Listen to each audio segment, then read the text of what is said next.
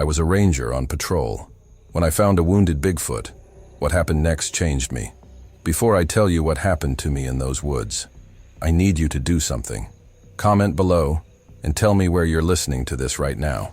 Your bedroom with the lights off? Driving down some empty highway? Maybe you're out camping yourself, with nothing but a tent wall between you and whatever's lurking in the darkness. I need to know because what I'm about to share with you, it's going to change how you see every shadow, every unexplained sound in the forest.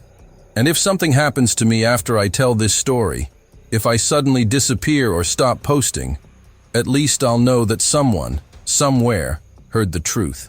So go ahead, hit that comment button. Tell me where you are, because in a few minutes, you're going to understand why that matters more than you think. My name is Jake Thompson, and for the past 8 years, I've been a forest ranger at Olympic National Park in Washington State. Now, before you roll your eyes and think this is just another campfire story, let me establish something right off the bat. I'm not some conspiracy theorist or cryptid hunter looking for internet fame. I'm a guy who gets up every morning, puts on a uniform, and does his job protecting over 900,000 acres of wilderness. I've got a degree in forestry from Washington State. I'm certified in wilderness first aid, search and rescue, and I've handled everything from lost hikers to aggressive wildlife encounters. My colleagues respect me. My supervisors trust me with the most challenging assignments, and until 3 months ago, the weirdest thing I'd ever encountered on the job was a bear that had learned to open car doors. I'm telling you this because what happened to me wasn't some fever dream or misidentification. I've spent nearly a decade in these forests, and I thought I knew every sound, every shadow, every possible explanation for the strange things people sometimes report. You hear stories, of course. Campers claiming they saw something massive moving through the trees. Hikers finding footprints that don't match any known animal, that sort of thing.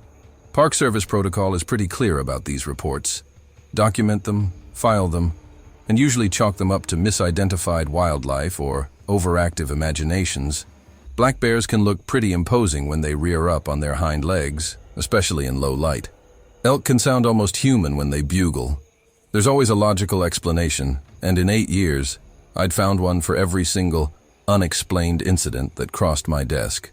I was the guy other rangers came to when they needed someone to debunk the weird stuff, the voice of reason who could calm down panicked tourists with facts and science. But 3 months ago, something happened that shattered every assumption I had about what's possible in these woods. Something that made me question not just my understanding of the natural world, but my understanding of reality itself. I'm not exaggerating when I say it changed my life forever. Changed how I see my job, how I see the forest, how I see the line between the known and unknown. There are nights now when I lie awake, staring at the ceiling, wondering if I made the right choice in what I did out there. Wondering if I should have followed protocol, made the official report, let the scientists and government officials take over. But then I remember those eyes, and I know that some things are more important than protocol. Some things are more important than career, reputation, or even personal safety. The thing is, I never believed in Bigfoot, Sasquatch, whatever you want to call it. My dad used to tell stories when I was a kid. He was a logger in these same forests back in the 70s and 80s, and he swore he'd seen things that couldn't be explained. Massive shapes moving through the trees at dawn, sounds in the night that made every hair on his arms stand up, footprints pressed so deep into the mud that whatever made them had to weigh at least 400 pounds. I loved those stories as a child, but as I grew up and learned about wildlife biology, about how the human mind fills in gaps with familiar patterns, I figured they were just the product of long days in isolated places and maybe a few too many beers around the campfire. Dad passed away 6 years ago, and I never got the chance to tell him that I finally understood what he was trying to tell me all those years. Working as a ranger teaches you to trust your senses, but it also teaches you to question them. You learn the difference between what you think you saw and what you actually saw, between genuine animal sign and natural formations that just happen to look suspicious. You develop a healthy skepticism about eyewitness accounts because you've seen how stress, fear, and unfamiliar environments can trick even the most reliable people into seeing things that aren't there. I'd interviewed dozens of people over the years who were absolutely convinced they'd encountered something supernatural in the park, and in every single case, I was able to provide a rational explanation. It became second nature. Someone reports strange sounds. You check for elk activity. Someone finds unusual tracks. You measure them against known local wildlife. Someone claims to have seen a large bipedal figure. You ask about lighting conditions and sightlines, and gently suggest they might have seen a bear. That confidence, that certainty in my ability to explain away the unexplainable, is what makes what happened to me so devastating. Because when you've spent years being the voice of reason, the guy who can debunk any mystery with facts and logic, what do you do when you become the person with the impossible story?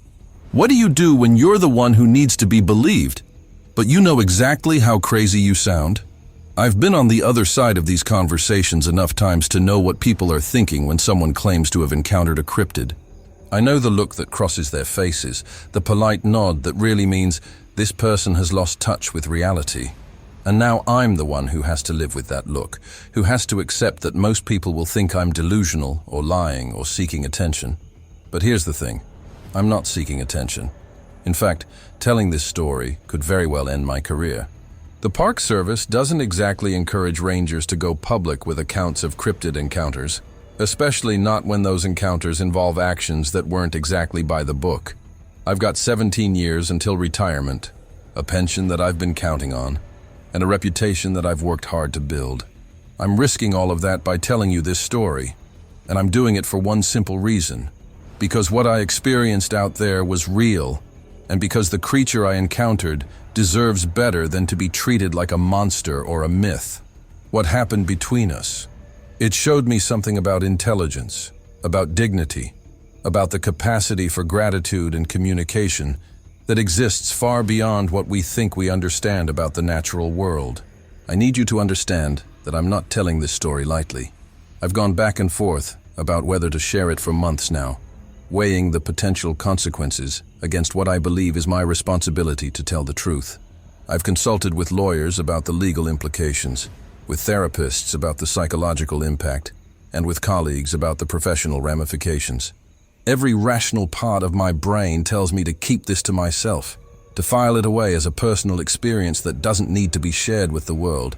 But there's another part of me, the part that looked into those eyes and saw something that completely changed my understanding of what's possible, that knows this story needs to be told, not for fame, not for money, not for attention, but because the truth matters, even when it's impossible to believe.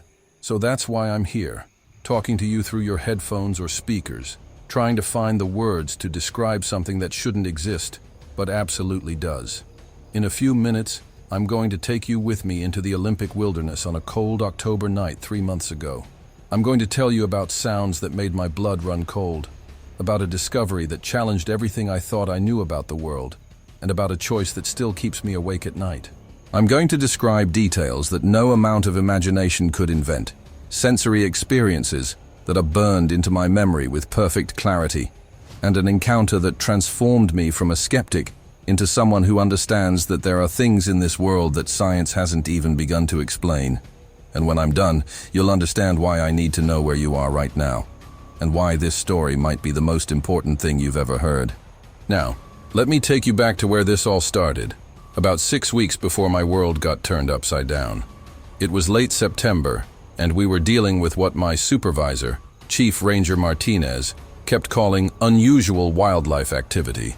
But let me tell you, after 8 years in these woods, I know what unusual wildlife activity looks like, and what we were seeing wasn't it. It started with the campers, experienced backpackers, not weekend warriors who panic at every snapping twig. These were people who knew the difference between a raccoon rummaging through their gear and something else. The first report came from a family of 4 who'd been camping in the Ho River area for over a decade. They woke up to find their entire campsite demolished, not ransacked like a bear would do, looking for food, but systematically destroyed. Their tent had been picked up and thrown 30 feet into the trees. Their cooking gear was scattered in a perfect circle around where their fire had been. And here's the kicker. Not a single piece of food was touched. Bears don't do that. Bears don't waste time making statements. The second incident happened 3 days later, about 12 miles south near the Sol Duke Trail. A group of college kids called in a panic at 2 a.m., claiming something had circled their camp for over an hour, making sounds they described as like a person trying to communicate, but wrong somehow. When I hiked out to investigate the next morning, I found footprints in the soft earth around their site.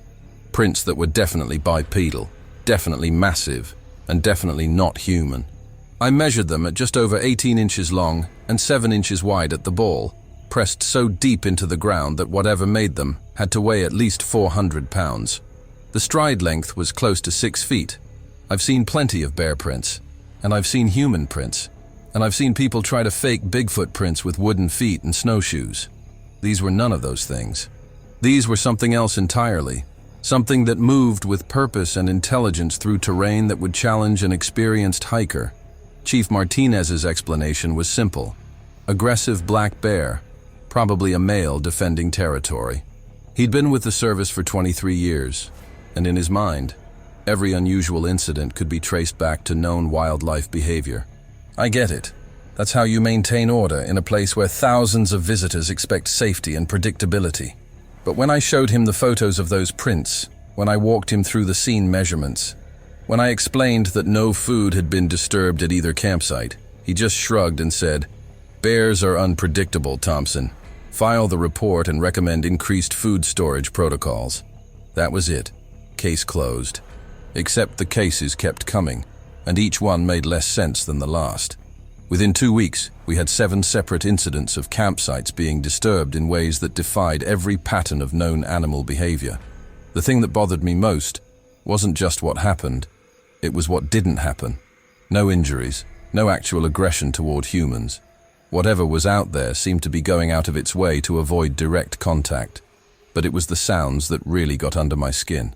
Starting in early October, we began getting reports of vocalizations that didn't match any animal in our database. Campers would call the emergency line describing screaming that sounded almost human but deeper, more powerful. Others reported wood knocking, rhythmic percussion that seemed to echo through the forest in patterns. As the incidents increased, I started monitoring the radio chatter more closely, and I noticed something that made my blood run cold. The reports were forming a pattern, moving in a rough circle around a specific area of the park, the remote section near Lake Crescent where few tourists venture, and where the old-growth forest is so dense that satellite imagery can barely penetrate the canopy. Whatever was causing these disturbances wasn't random. It was methodical, territorial, and it was moving with purpose through an area that I'd patrolled countless times without ever seeing anything unusual. The intelligence behind the pattern was undeniable, but acknowledging that intelligence meant accepting possibilities that my training had never prepared me for. The breaking point came during our weekly staff meeting in mid-October. Ranger Sarah Collins, who'd been with the service longer than anyone except Martinez, stood up and said something that made the room go dead silent. "Chief, I've been doing this job for 15 years, and I've never seen behavior like this. Whatever's out there, it's not following normal animal patterns. The campsite destructions are too organized, the sounds are too complex, and the movement patterns suggest something that's actively avoiding confrontation while still making its presence known. I think we need to consider that we might be dealing with something outside our usual parameters." Martinez's face went red, and he slammed his hand on the table so hard it made the coffee cups jump. "We are not, and I repeat, not, going to start entertaining fairy tales about monsters in the woods. We have a reputation to maintain, and we have tourists to protect. Every one of these incidents has a rational explanation, and I don't want to hear another word about unusual parameters or unknown species or whatever cryptid nonsense you people are cooking up." But Sarah wasn't backing down, and neither was I. The evidence was piling up, and ignoring it wasn't making it go away. "Chief," I said, trying to keep my voice level, "I've documented 43 separate incidents in the past month. The footprint casts I've taken don't match any known animal in North America. The vocalization recordings contain harmonic structures that suggest intentional communication. The pattern of incidents indicates territorial behavior by something with higher cognitive function than any predator species in this region. At what point do we stop calling it unusual wildlife activity and start acknowledging that we might be dealing with an unknown primate species?" The room went completely quiet. You could hear the wall clock ticking, the coffee pot gurgling, the distant sound of traffic on Highway 101. Martinez stared at me for what felt like an hour, and when he finally spoke, his voice was dangerously calm. "Thompson, you're walking a very thin line here. The Park Service does not investigate cryptids. We don't waste taxpayer money chasing monsters. We protect tourists from real threats and maintain the integrity of our scientific mission. If you can't handle that responsibility, maybe you need to reconsider your career choice." That night, I went home to my cabin and spread out every piece of evidence I'd collected over the past month. Photos of the destroyed campsites, plaster casts of the footprints, audio recordings of the vocalizations, detailed maps showing the pattern of incidents. I'd been careful to document everything according to proper scientific methodology, and the picture that emerged was impossible to ignore. Something large, intelligent, and bipedal was living in the remote sections of Olympic National Park. Something that was territorial but not aggressive, curious about humans but careful to avoid direct contact. Something that was trying to communicate, whether through the systematic destruction of campsites or the complex vocalizations that echoed through the forest at night. As I stared at the evidence spread across my kitchen table, I realized that I was looking at proof of something that officially didn't exist, something that my superiors would never acknowledge, and that my career could never survive my believing in.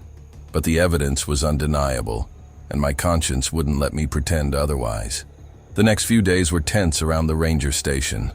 Martinez had made it clear that any further discussion of unknown species would result in disciplinary action.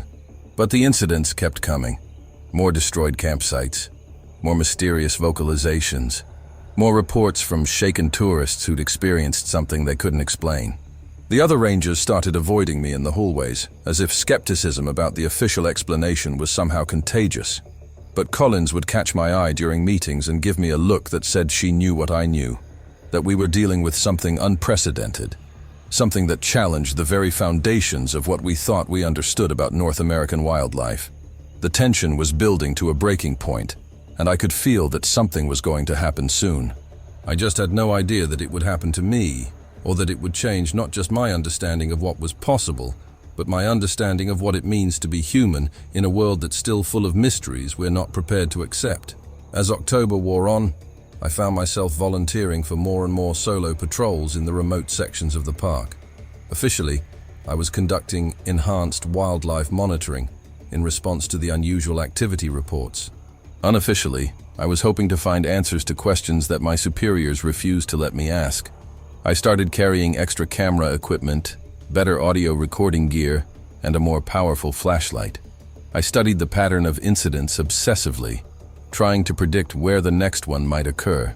I researched everything I could find about unknown primate species, about the history of unexplained encounters in the Pacific Northwest, about the indigenous legends that spoke of forest giants who lived alongside humans for thousands of years before retreating deeper into the wilderness.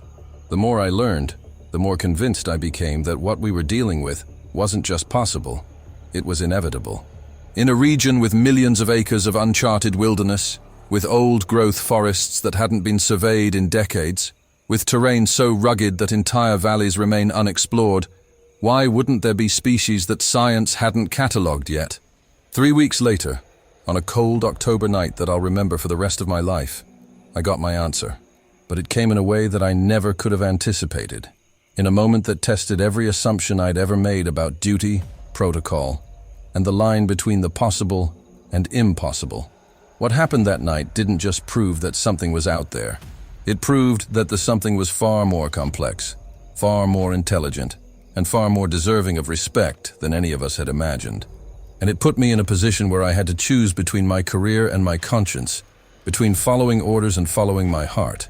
The choice I made that night is why I'm telling you this story now, why I'm risking everything to make sure that the truth gets told, even if it means that some of you will think I've lost my mind. But before I take you into those woods with me, before I show you what I found in that ravine, I need you to understand that what happened next changed me in ways that I'm still trying to understand, in ways that have made me question everything I thought I knew about intelligence, communication, and what it means to be alive in this world. October 23rd, 2024. I remember the exact date because it's burned into my memory like a brand. The temperature had dropped to 38 degrees by sunset, and the forecast called for the first frost of the season. Perfect conditions for what I had planned. A solo night patrol through the remote sections near Lake Crescent, following the trail system that connected the areas where we'd been getting the most reports. I'd volunteered for the assignment, telling Martinez I wanted to check for early season storm damage on the lesser-used trails. What I didn't tell him was that I'd been studying the pattern of incidents for weeks, and if my calculations were right, tonight was when something was going to happen. The air had that crisp electric feeling you get before a major weather event, and the forest was unusually quiet. Even the owls had gone silent. As I loaded my gear into the truck at the ranger station, I had this strange feeling in my gut, like I was standing at the edge of a cliff and couldn't see the bottom. I should have listened to that feeling. I should have stayed home, filed my reports, and let someone else deal with whatever was lurking in those woods. My equipment that night was more extensive than usual, though I had to be careful not to raise suspicions about why I needed extra gear for a routine patrol. Standard ranger kit included my Motorola radio, GPS unit, first aid supplies, emergency shelter, and headlamp with backup batteries. But I'd also packed my personal DSLR camera with a telephoto lens, a digital audio recorder capable of capturing sounds outside the normal human hearing range, a more powerful LED flashlight that could throw a beam 300 yards, and my grandfather's old Leica binoculars that had served him through 40 years of hunting. I was wearing my heaviest cold weather gear. Insulated boots rated to -20, wool base layers under my uniform, and a down jacket that would keep me warm even if I had to spend the night outdoors. In my backpack, I carried enough food and water for 12 hours, emergency flares, a portable weather radio, and something I'd never carried on patrol before, a small digital video camera with night vision capability. I knew that if I encountered anything unusual, I'd need more than just my word to convince anyone of what I'd seen.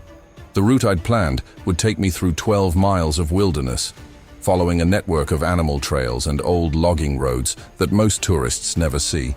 I started at the Lake Crescent trailhead just after sunset, planning to move in a wide loop through the areas where we'd recorded the most unusual activity. The first segment would take me along the shoreline for about 2 miles, then inland through old-growth forest, so thick that even in daylight, you can barely see 50 feet in any direction.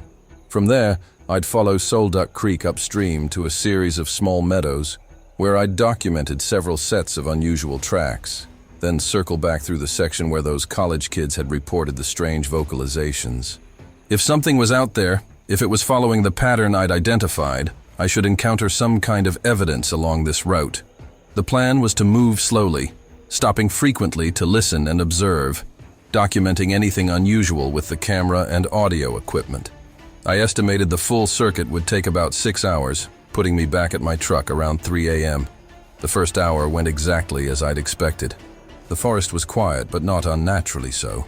I could hear the normal sounds of nocturnal wildlife going about their business. A great horned owl called from somewhere across the lake, answered by another about half a mile to the south. Something small rustled through the underbrush about 20 yards to my left, probably a raccoon or a possum. The beam of my headlamp picked up the occasional reflection of eyes watching me from the darkness. Deer, most likely, though I couldn't be sure without getting closer. I stopped every 10 minutes to listen, turning off my light and letting my eyes adjust to the darkness, straining to hear anything that didn't belong. The temperature continued to drop, and my breath began forming visible clouds in the beam of my flashlight. By 9 p.m., frost was already starting to form on the ferns and moss along the trail. Everything was peaceful, routine, exactly what you'd expect from a quiet night in the Olympic wilderness. I was starting to think that maybe Martinez was right. Maybe I was chasing shadows and letting my imagination run away with me. Around 9:30, I reached the first checkpoint I'd marked on my GPS. A small clearing about 3 miles from the trailhead where 2 animal paths intersected. This was one of the locations where I'd found unusual tracks the previous week, and I wanted to check if there had been any new activity. I swept the area with my flashlight, looking for fresh sign, and immediately noticed something that made my pulse quicken. The soft earth around a small seasonal stream was covered with tracks, not just the deer and elk prints I'd expected, but something else, something massive. I knelt down and examined them more closely, my heart hammering in my chest as I realized I was looking at fresh prints, probably made within the last 24 hours. They were the same basic shape as the ones I'd documented before, but these were even clearer, pressed deep into the mud with a level of detail that was impossible to fake.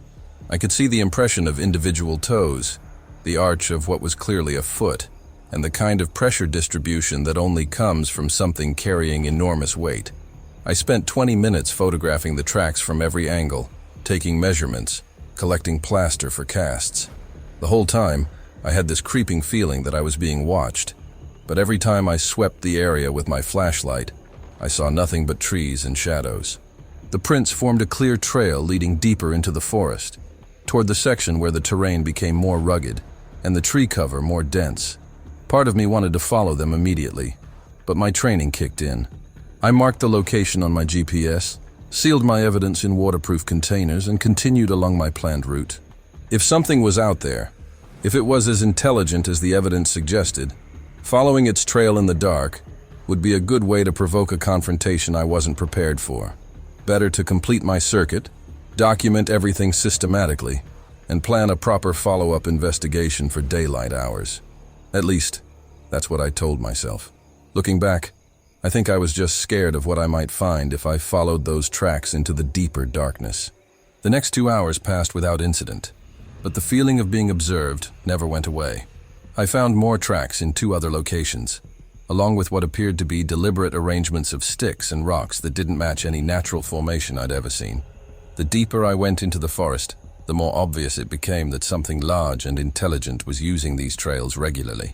I documented everything meticulously, but with each new piece of evidence, the weight of what I was discovering became harder to bear. This wasn't just unusual wildlife activity. This was proof of something that wasn't supposed to exist, something that would challenge everything the scientific community believed about North American fauna. By midnight, I had enough evidence to write a paper that would either revolutionize primatology or end my career, depending on whether anyone was brave enough to take it seriously. The responsibility of what I was carrying, not just in my backpack but in my memory, was starting to feel overwhelming. At 12:47 a.m., according to my GPS log, I was about halfway through my planned route when the forest went completely silent. Not the gradual quieting you sometimes get when a predator moves through an area, but an instantaneous absolute silence that felt like someone had thrown a switch. The owl calls stopped mid-note. The rustling of small animals in the underbrush ceased. Even the wind seemed to die away, leaving nothing but the sound of my own breathing and the crunch of frost under my boots. I stopped walking and listened, every nerve in my body suddenly on high alert. In 8 years of night patrols, I'd never experienced anything like it.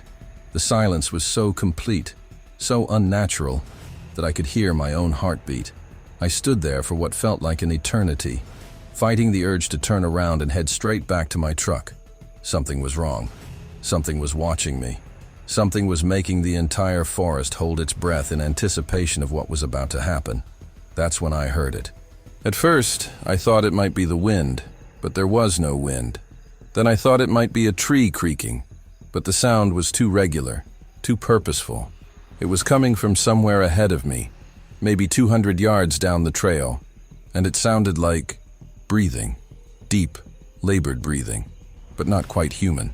The rhythm was wrong, too slow, too powerful. Each exhale seemed to last forever, followed by a pause that made me wonder if whatever was making the sound had stopped breathing altogether. Then another long, shuddering intake of air. But underneath the breathing, barely audible, was something else. Something that made every hair on my arms stand up and sent ice water through my veins. It was a sound I'd never heard before, but somehow recognized at the most primitive level of my brain. The sound of something in pain, something suffering, something calling out for help in a voice that was almost, but not quite, human. Without even thinking about it, I started moving toward the sound. Every instinct I'd developed in 8 years of ranger work was screaming at me to turn around, to call for backup, to get the hell out of there and let someone else deal with whatever was making that noise. but there was something about the quality of the sound, about the obvious distress it conveyed, that overrode my fear. Something was hurt out there in the darkness. Something was in pain and needed help. And despite the fact that every rational part of my brain was telling me that this was how horror movies started, despite the fact that I was alone in the middle of the wilderness with no backup and no way to call for help, I couldn't bring myself to walk away from something that was clearly suffering. I switched off my headlamp to avoid giving away my position, pulled out my more powerful flashlight but didn't turn it on yet, and started moving carefully toward the source of the sound. With each step, the breathing became clearer, more defined, and with each step, I became more certain that whatever I was about to encounter was going to change my life forever. Moving through the forest toward those sounds was like walking through a nightmare where every step brought me closer to something my mind refused to accept as real. I kept my flashlight off, relying on the faint starlight filtering through the canopy and the pale glow of frost on the forest floor to guide my steps. The breathing was getting louder, more labored, and with each careful step forward, I could hear new layers of sound that made my blood run cold. There was a wet, sucking quality to each exhale, like something struggling to breathe through damaged lungs or a blocked airway. But worse than that was the occasional vocalization. Not quite a moan, not quite a word, but something that fell somewhere in between. It was the sound of intelligence trapped in pain, of something trying to communicate its distress, but lacking the physical capability to form coherent sounds. Every fiber of my being was screaming at me to turn around, to run back to my truck and pretend I'd never heard anything. But I couldn't. Something was suffering out there in the darkness, and 8 years of ranger training wouldn't let me abandon it, no matter how terrified I was. The terrain was getting more difficult as I moved deeper into the forest. The well-maintained trail I'd been following had given way to a network of game paths that wound between massive Douglas firs and western hemlocks, some of them over 6 feet in diameter. The undergrowth was thick here, salmonberry bushes, sword ferns, and devil's club that caught at my clothing and made silent movement nearly impossible. But the sound I was following was so loud now that I didn't think stealth mattered anymore. Whatever was making that noise was either too injured to care about my approach or too distracted by its own suffering to notice the small sounds of my passage. I had to duck under low-hanging branches and step carefully over fallen logs, slick with moss and frost. More than once, I nearly lost my footing on the uneven ground, and I realized that if I had to run, if whatever I found turned out to be hostile, I'd be doing it through some of the most challenging terrain in the park. But the sounds kept drawing me forward, overriding every survival instinct I'd developed in years of wilderness work. About 50 yards from the source of the breathing, I stopped behind a massive cedar trunk to listen and assess the situation. The sounds were coming from somewhere below my current position. There had to be a depression or ravine ahead that I couldn't see in the darkness. But I could hear something else now, something that made my heart rate spike even higher. There was a rhythmic thumping, like something large repeatedly hitting the ground with tremendous force. It wasn't random. There was a pattern to it. 3 heavy impacts followed by a pause, then 3 more impacts. It reminded me of the wood knocking that campers had reported, but louder, more desperate. Whatever was down there wasn't just making noise. It was trying to communicate, trying to call for help in the only way it knew how. The desperation in those sounds was unmistakable, and it cut through my fear like a knife. This wasn't a predator stalking prey or a territorial display meant to drive me away. This was a creature in genuine distress, using every means at its disposal to signal for assistance. And despite the fact that I had no idea what I was walking into, I knew I couldn't ignore that call. I pulled out my night vision camera and turned it on, adjusting the settings for maximum light sensitivity. Through the green-tinted display, I could see the forest floor dropping away about 30 yards ahead of me, falling into what looked like a natural ravine, maybe 15 feet deep and 40 feet across. The sounds were definitely coming from down there, echoing off the rocky walls and filtered through the thick vegetation that lined the depression. But what I saw through the camera's viewfinder made me grab onto the cedar trunk for support. There were broken branches everywhere, not the kind of damage you get from a windstorm or natural tree fall, but the systematic destruction that comes from something massive moving through the forest with tremendous force. Branches as thick as my arm had been snapped off 8 and 9 feet above the ground. Smaller trees had been pushed aside or trampled completely flat. The vegetation around the ravine looked like it had been hit by a localized tornado, but the pattern of destruction was too organized, too directional. Something enormous had come through here, and from the freshness of the broken wood, it had happened very recently. As I crept closer to the edge of the ravine, the smell hit me. A musky, wild odor, unlike anything I'd encountered in 8 years of park service. It wasn't the clean smell of deer or elk, or the sharp scent of predators like bears or cougars. This was something else entirely, something primal and ancient that made some deep part of my brain start screaming warnings about apex predators and territorial violations. But mixed with that wild smell was something else, the metallic scent of blood and the sour odor of infection. Whatever was down there was definitely injured, probably badly. The breathing sounds were coming faster now, more labored, and I could hear what sounded like whimpering. Not the high-pitched sounds a dog might make, but deeper, more resonant, like the vocalizations of something with a much larger respiratory system. The desperation in those sounds was heartbreaking, and it overrode every warning signal my nervous system was sending. Injured or not, unknown species or not, something down there needed help, and I was the only one in position to provide it. I found a gap in the vegetation at the edge of the ravine and carefully positioned myself where I could see down into the depression without exposing my full silhouette against the sky. What I saw when I looked through the night vision camera will be burned into my memory until the day I die. At the bottom of the ravine, partially hidden by fallen logs and debris, was something that shouldn't exist. It was massive, easily 8 feet tall even lying on its side, covered in dark hair that looked almost black in the camera's display. At first glance I thought it might be a bear, but bears don't have arms that long, and they definitely don't have hands. Because this thing had hands, not paws, but actual hands with opposable thumbs and fingers that were currently clutching at a fallen tree trunk that had it pinned against the ravine wall. The proportions were all wrong for any known animal. The torso was too broad, the limbs too long, the head too large and too human-like in shape. And those sounds, those desperate vocalizations that had drawn me here, were coming from a throat and vocal cords that were clearly capable of complex communication. The creature's left leg was trapped under a Douglas fir that had to weigh at least 2 tons. From the angle and the way the leg was positioned, it was obvious that the bone was broken, probably in multiple places. The tree trunk was pressed against the creature's thigh just above the knee, and every time it tried to move, the shifting weight caused obvious agony. Blood had pooled in the dirt around the injury site, dark and glistening in the camera's light amplification. But what struck me most was how the creature was behaving. It wasn't thrashing around in blind panic like a trapped animal would. Instead, it was methodically trying different approaches to free itself, pushing against the log with its arms, trying to dig out space underneath the trunk, using a broken branch as a lever to create more room. The intelligence behind those actions was unmistakable. This wasn't just an animal caught in an unfortunate accident. This was a thinking being, using problem-solving skills and tool use to try to escape from a potentially fatal situation.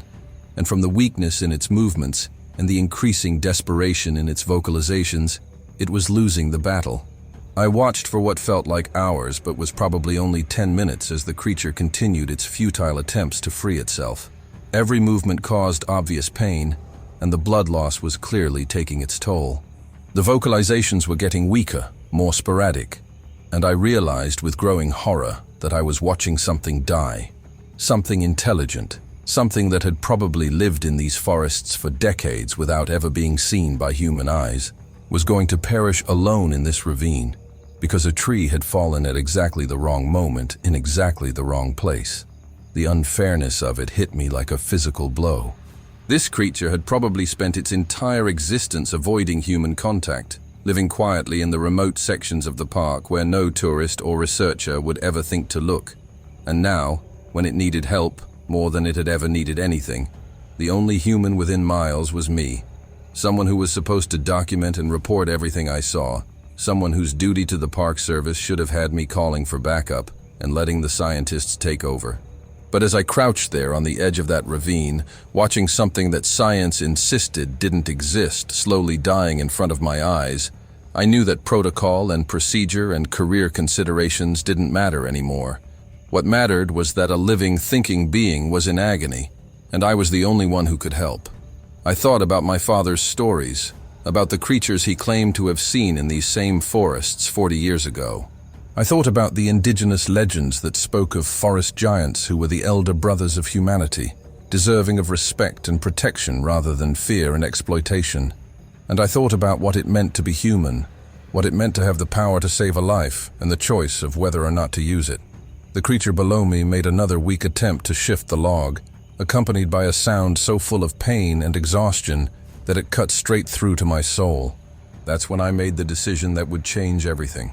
Not just for me, but for both of us. I stood up, turned on my flashlight, and started looking for a way down into the ravine. I didn't call for backup. I didn't document the scene first. I didn't follow any of the protocols I'd been trained to follow in situations involving unknown wildlife. Instead, I did what my conscience told me was right, regardless of the consequences. Because sometimes, when you're faced with a choice between following orders and following your heart, there's really no choice at all. The creature below me represented something wonderful and impossible, something that had managed to survive in a world that refused to acknowledge its existence. And if there was even a chance that I could help it continue that survival, then everything else, my career, my reputation, my safety, was secondary. As I started making my way down the steep sides of the ravine, slipping on loose rocks and grabbing at vegetation to keep from falling, I had no idea that I was about to have the most profound encounter of my life, one that would teach me more about intelligence, dignity, and the meaning of trust than any textbook or training manual ever could. Getting down into that ravine was like descending into another world, a place where the laws of biology and everything I thought I knew about North American wildlife simply didn't apply. The sides were steeper than they'd looked from above, lined with loose shale and slippery moss that made every step treacherous. I had to use my flashlight now. There was no way to navigate the descent safely in complete darkness, and with each foot I dropped, the sounds of labored breathing got louder, more immediate, more undeniably real. About halfway down, I disturbed a small rock slide that clattered into the ravine with enough noise to wake half the forest. The breathing stopped instantly, replaced by an absolute silence that was somehow more terrifying than the sounds had been. Whatever was down there knew I was coming. It was aware of my presence, and it was waiting to see what I would do. As I continued my careful descent, every instinct developed through millions of years of human evolution was screaming at me to run, to get as far away as possible from whatever was lurking in that depression. But I kept going, driven by something stronger than fear, the knowledge that a living being was suffering, and I was the only one who could help. When I finally reached the bottom of the ravine and turned my flashlight toward the source of those sounds, my brain simply refused to process what I was seeing. It was like looking at something from a dream or a hallucination, something so far outside the realm of possibility that my mind kept trying to reinterpret it as something familiar, something that made sense. At first, I thought it had to be a bear, maybe a grizzly that had wandered down from Alaska, caught in some kind of unusual position that was distorting its apparent size and shape. But bears don't have shoulders that broad. Bears don't have arms that reach from their torso to well past their knees. And bears definitely don't have faces that combine human and ape features in a way that suggests intelligence, self-awareness, and complex emotional capacity. What I was looking at was impossible, but it was also undeniably real. The beam of my flashlight illuminated something that belonged in legend, in folklore, in the stories my father used to tell around campfires. But here it was, breathing, bleeding, and staring back at me with eyes that held a depth of awareness I'd never seen in any animal. The creature was massive in a way that photos and stories could never adequately convey. Lying on its side, trapped under that fallen Douglas fir, it still dominated the entire floor of the ravine. I estimated its height at close to 8.5 feet, but it was the sheer bulk that was truly overwhelming. Its chest had to be at least 60 inches around, supported by shoulders that were broader than any human athlete's, broader than seemed physically possible for a bipedal creature. The arms were proportionally longer than human arms, with muscles that stood out in sharp definition even under the thick coat of dark hair that covered most of its body. But it was the hands that really drove home the impossibility of what I was seeing. They were clearly hands, not paws, not claws, but actual hands with opposable thumbs and fingers that showed the kind of dexterity that comes only from regular tool use. One of those hands was currently pressed against the tree trunk that had it pinned, and I could see the individual knuckles, the lines of the palm, even what appeared to be calluses from years of grasping branches and manipulating objects. Those hands told a story of intelligence, of complex behavior, of a creature that was far more than just another animal in the forest. The face was what nearly caused me to drop my flashlight and run screaming back up that ravine wall. It was a perfect blend of human and ape characteristics, but somehow more disturbing than either would have been alone. The skull was larger than a human's, with a pronounced brow ridge and a sagittal crest that gave the head an elongated appearance. But the eyes, God, those eyes, were unmistakably intelligent, unmistakably aware, and unmistakably focused on me with an intensity that made me feel like I was being evaluated, measured, judged for my intentions. They were dark brown, almost black, and larger than human eyes, set in a face that was covered with shorter hair than the rest of the body, revealing skin that was dark but not black, weathered like leather but clearly alive and expressive. The nose was broad and flat, more ape-like than human, but the mouth was somewhere in between, larger than a human's, but smaller and more mobile than a great ape's. And when that mouth opened and released another of those pain-filled vocalizations, I could see teeth that were clearly adapted for an omnivorous diet, but sized for something that could easily tear a human being in half. But it was the expression on that impossible face that really shook me to my core. There was pain there, obviously.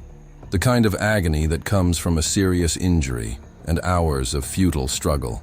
But there was also intelligence, not the simple awareness of a trapped animal, but the complex understanding of a being that knew exactly what was happening to it and what the consequences might be. Most disturbing of all, there was resignation in those eyes, the look of something that had accepted its fate but was still clinging to a slim hope that somehow, some way, salvation might still arrive. When our eyes met across that ravine floor, I saw recognition there, not just awareness of my presence, but understanding of what I represented. This creature knew I was human. It knew that humans were something to be avoided, something dangerous. But in its current situation, I was also its only hope for survival, and the conflict between those two realities was written clearly across features that were far more expressive than any animals had a right to be. The injury itself was horrifying in its severity and obvious in its implications. The Douglas fir that had the creature pinned was massive, probably 18 inches in diameter and at least 40 feet long before it had snapped off during what must have been a recent windstorm. It had fallen at an angle, with one end wedged against the opposite wall of the ravine and the other end crushing the creature's left leg just above the knee. The weight had to be immense, probably close to 3,000 pounds of green wood pressing down with the full force of gravity and physics. The leg was clearly broken, probably shattered, and the position suggested that other internal injuries were likely. Blood had pooled in the dirt around the injury site, dark and thick in the beam of my flashlight, and the smell of it mixed with the creature's wild musk to create an odor that was both alien and unmistakably organic. But what was most disturbing was how fresh everything looked. The broken ends of the tree showed no signs of weathering, the blood hadn't had time to coagulate completely, and the creature's struggles had left fresh gouges in the earth around the impact site. This had happened recently, probably within the last few hours, which meant the creature had been lying here in agony while I was conducting my patrol just a few miles away. Every few minutes, the creature would make another attempt to free itself, using its tremendous upper body strength to try to shift the log or create more space underneath it. But each movement caused obvious additional pain, and the blood loss was clearly taking its toll. I could see the exhaustion in its posture, the way its breathing had become more labored, the tremor in its hands as it gripped the tree trunk. This was a being that was used to moving through the forest with power and grace, something that had probably never been helpless in its entire life. The frustration of being trapped, of being unable to use its natural strength and agility to escape, was almost as distressing as the physical pain.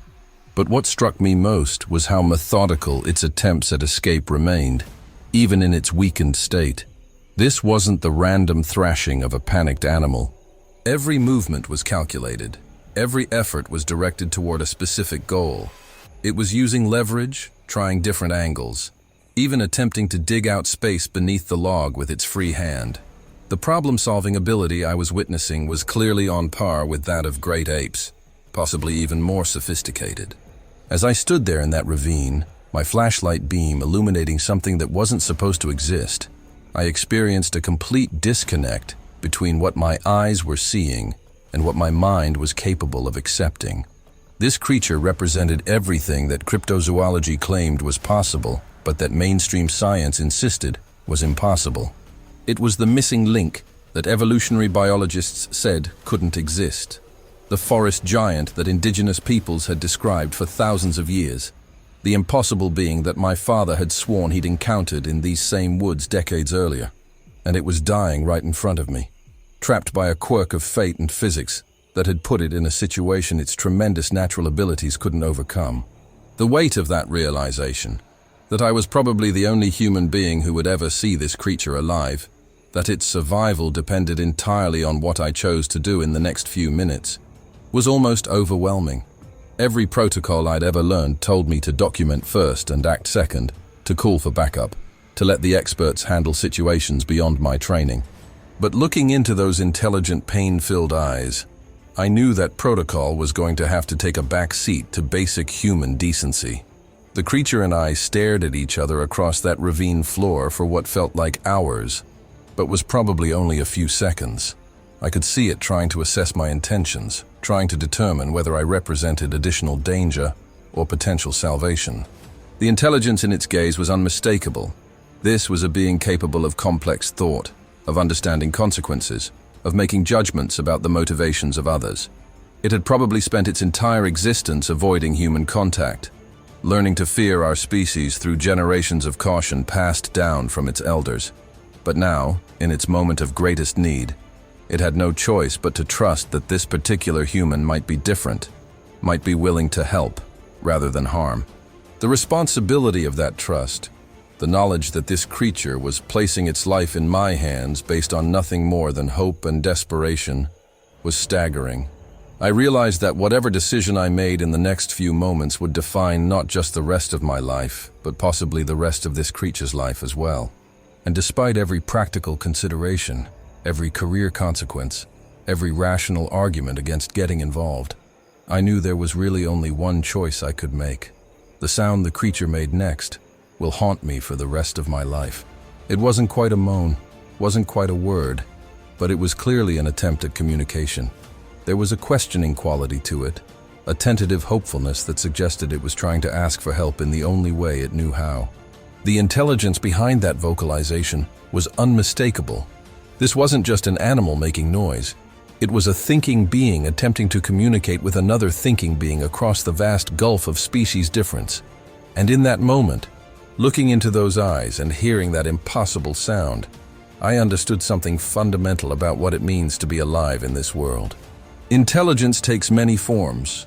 Communication happens in ways we don't always recognize, and the capacity for suffering and for hope transcends every boundary we think exists between species. This creature was asking for my help, and every fiber of my being told me that I had to answer that call, regardless of the consequences. As I took my first step toward the trapped giant, I knew that nothing in my life would ever be the same again. The moment our eyes locked, something passed between us that I can only describe as recognition, not just of each other's presence, but of each other's essential nature as thinking, feeling beings. The creature's gaze held mine with an intensity that was both frightening and profoundly moving, and I realized I was experiencing something that no human being in recorded history had ever experienced. Direct, sustained eye contact with what could only be described as another species of intelligent life on Earth. Those dark brown eyes were studying me with the same careful attention that I was giving it, and I could see the cognitive wheels turning behind them. It was evaluating me, trying to determine my intentions, trying to decide whether my presence represented hope or additional danger. But what struck me most was the complete absence of the aggressive posturing I would have expected from any large predator in a vulnerable position. There was no threat display, no warning vocalizations, no attempt to appear larger or more dangerous than it already was. Instead, there was something that looked remarkably like patience. This creature was waiting to see what I would do, and that level of restraint spoke to an intelligence that was far more sophisticated than anything I'd been prepared to encounter. As I stood there in the beam of my own flashlight, I became acutely aware that I was probably the most dangerous thing in that ravine. This creature might be massive, might possess strength that could easily kill me if it chose to use it, but it was also trapped, injured, and clearly in no position to pose a threat to anyone. I, on the other hand, was mobile, armed with technology, and connected to an entire network of humans who could descend on this location within hours if I chose to make that call. The power dynamic was completely reversed from what you might expect in an encounter between a human and an unknown large animal.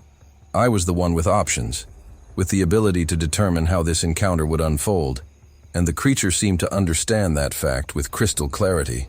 The way it was looking at me wasn't the calculating stare of a predator sizing up potential prey, but the hopeful gaze of something that understood its life was now in my hands. That realization hit me like a physical blow.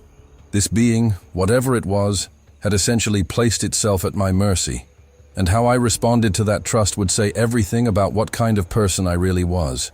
What I saw in those eyes as we continued our silent communication was pain, obviously, but also something far more complex and disturbing, awareness of its own mortality.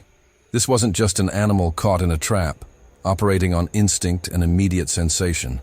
This was a being that understood consequences, that could project forward in time and comprehend what its current situation meant for its future survival. I could see the knowledge of its own predicament reflected in its gaze, the understanding that without intervention, it was going to die in this ravine, alone and in agony. But alongside that grim awareness was something else, something that made my chest tight with emotion, hope. Despite everything it had probably learned about humans throughout its lifetime, despite whatever cultural knowledge had been passed down through its community about avoiding our species, it was looking at me with a kind of desperate optimism that suggested it believed I might be different, that I might be willing to help rather than harm. The weight of that hope, the responsibility it placed on my shoulders, was almost crushing. The longer we maintained eye contact, the more I became convinced that I was looking at something that possessed not just intelligence, but wisdom. There was a depth to this creature's gaze that spoke of decades of experience, of knowledge accumulated through careful observation of the natural world and the humans who occasionally intruded upon it. I found myself wondering how long it had lived in these forests, how many seasons it had survived, how many times it had watched from the shadows as hikers and campers passed through its territory without ever knowing they were being observed. The patience it was showing now, the careful way it was allowing me to approach without any signs of panic or aggression, suggested a level of emotional control that was remarkable for any species. This was a being that had learned to think before acting, to evaluate situations rather than simply reacting to them. And that capacity for complex thought was what made this encounter so profoundly different from any wildlife interaction I'd ever experienced. I wasn't just looking at an animal. I was looking at another person, someone who happened to be trapped in a very different kind of body. As the seconds ticked by, I became aware that this creature was deliberately keeping itself as still and non-threatening as possible. Despite what had to be excruciating pain from the crushed leg, despite the obvious frustration of being trapped, it wasn't making any sudden movements or aggressive sounds that might cause me to flee. Every behavior I was observing suggested that it understood the delicate nature of our interaction, that it recognized this might be its only chance for rescue and was doing everything in its power to avoid frightening me away. The sophistication of that social awareness was staggering. This being was essentially engaging in diplomacy, using body language and behavioral cues to communicate peaceful intentions across a species barrier that shouldn't have been crossable. It was a masterclass in interspecies communication, conducted by something that wasn't supposed to exist, and addressed to someone who had never imagined such communication was possible. And the most remarkable part was how natural it felt, how easily I found myself reading and responding to these subtle signals, despite having no framework for understanding them. But it was the moment when the creature deliberately turned its head to show me the extent of its injury that really drove home the reality of what was happening. This wasn't accidental positioning or coincidental movement. This was intentional communication, a conscious decision to reveal the full scope of its predicament in order to make its need for help unmistakably clear. When it shifted its position to give me a better view of where the tree trunk was crushing its leg, the movement was accompanied by a soft vocalization that sounded remarkably like a sigh, not of pain, but of resignation mixed with hope. It was showing me its wound the same way a human might show an injury to a doctor, with the implicit understanding that diagnosis must precede treatment. The intelligence behind that action was so clear, so undeniably purposeful, that it eliminated any last doubt I might have had about what I was dealing with. This was a thinking being, capable of complex reasoning and strategic communication, and it was asking for my help in the only way it knew how. The weight of decision that settled on my shoulders in that moment was unlike anything I'd ever experienced. Every protocol I'd ever learned, every regulation that governed my behavior as a park ranger, every practical consideration about my career and my future was pointing in one direction: document the encounter, retreat to a safe distance, and call for backup. This was clearly a situation that required scientific expertise, official oversight, and probably federal involvement. The discovery of a living hominid species in North America would be the greatest zoological find in human history, and the proper response was to ensure that this creature received the best possible care from qualified experts, while also protecting the integrity of the discovery for the scientific community. That was the responsible choice, the professional choice, the choice that would protect both the creature and my own interests. But as I stood there looking into those intelligent, pain-filled eyes, I realized that the responsible choice and the right choice weren't necessarily the same thing. This being had been lying here in agony for hours, losing blood and strength with each passing minute. How long would it take for me to hike back to radio range, contact my supervisors, and coordinate a response? How long would it take for the wheels of bureaucracy to turn, for decisions to be made about how to handle an unprecedented situation? The more I thought about the practical realities of following proper protocol, the more convinced I became that this creature would be dead long before any official rescue effort could be mounted. Even if I could convince my superiors to take my report seriously, and given the recent tensions about cryptid investigations, that was far from certain, the logistics of organizing a rescue operation in such a remote location would take hours at minimum. And that was assuming everything went perfectly, assuming no one decided that the situation was too dangerous or too politically sensitive to warrant immediate action. Meanwhile, the creature in front of me was clearly weakening, its breathing becoming more labored, its movements less coordinated. The blood loss alone was probably life-threatening, and who knew what internal injuries might have been caused by hours of pressure from that massive tree trunk. If I walked away now to follow proper procedure, I might very well be condemning this remarkable being to death for the sake of bureaucratic process. The moral weight of that possibility was crushing, and it forced me to confront a question I'd never thought I'd have to answer. What was more important, following the rules or saving a life? The decision, when it finally came, wasn't really a decision at all. It was an acknowledgement of what my heart had been telling me from the moment I'd first heard those sounds of distress echoing through the forest. This creature was suffering. I had the knowledge and equipment to potentially help, and the simple fact that it was an unknown species didn't change the basic moral calculus of the situation. If this had been a human trapped under that tree, I wouldn't have hesitated for a second. If it had been a bear or an elk or any other recognized animal, I would have immediately begun assessing rescue options. The only thing that was making me hesitate was the unprecedented nature of what I was looking at, and that wasn't a good enough reason to let something die when I might be able to save it. As I took my first tentative step toward the trapped giant, I saw something flicker in its eyes that looked remarkably like relief.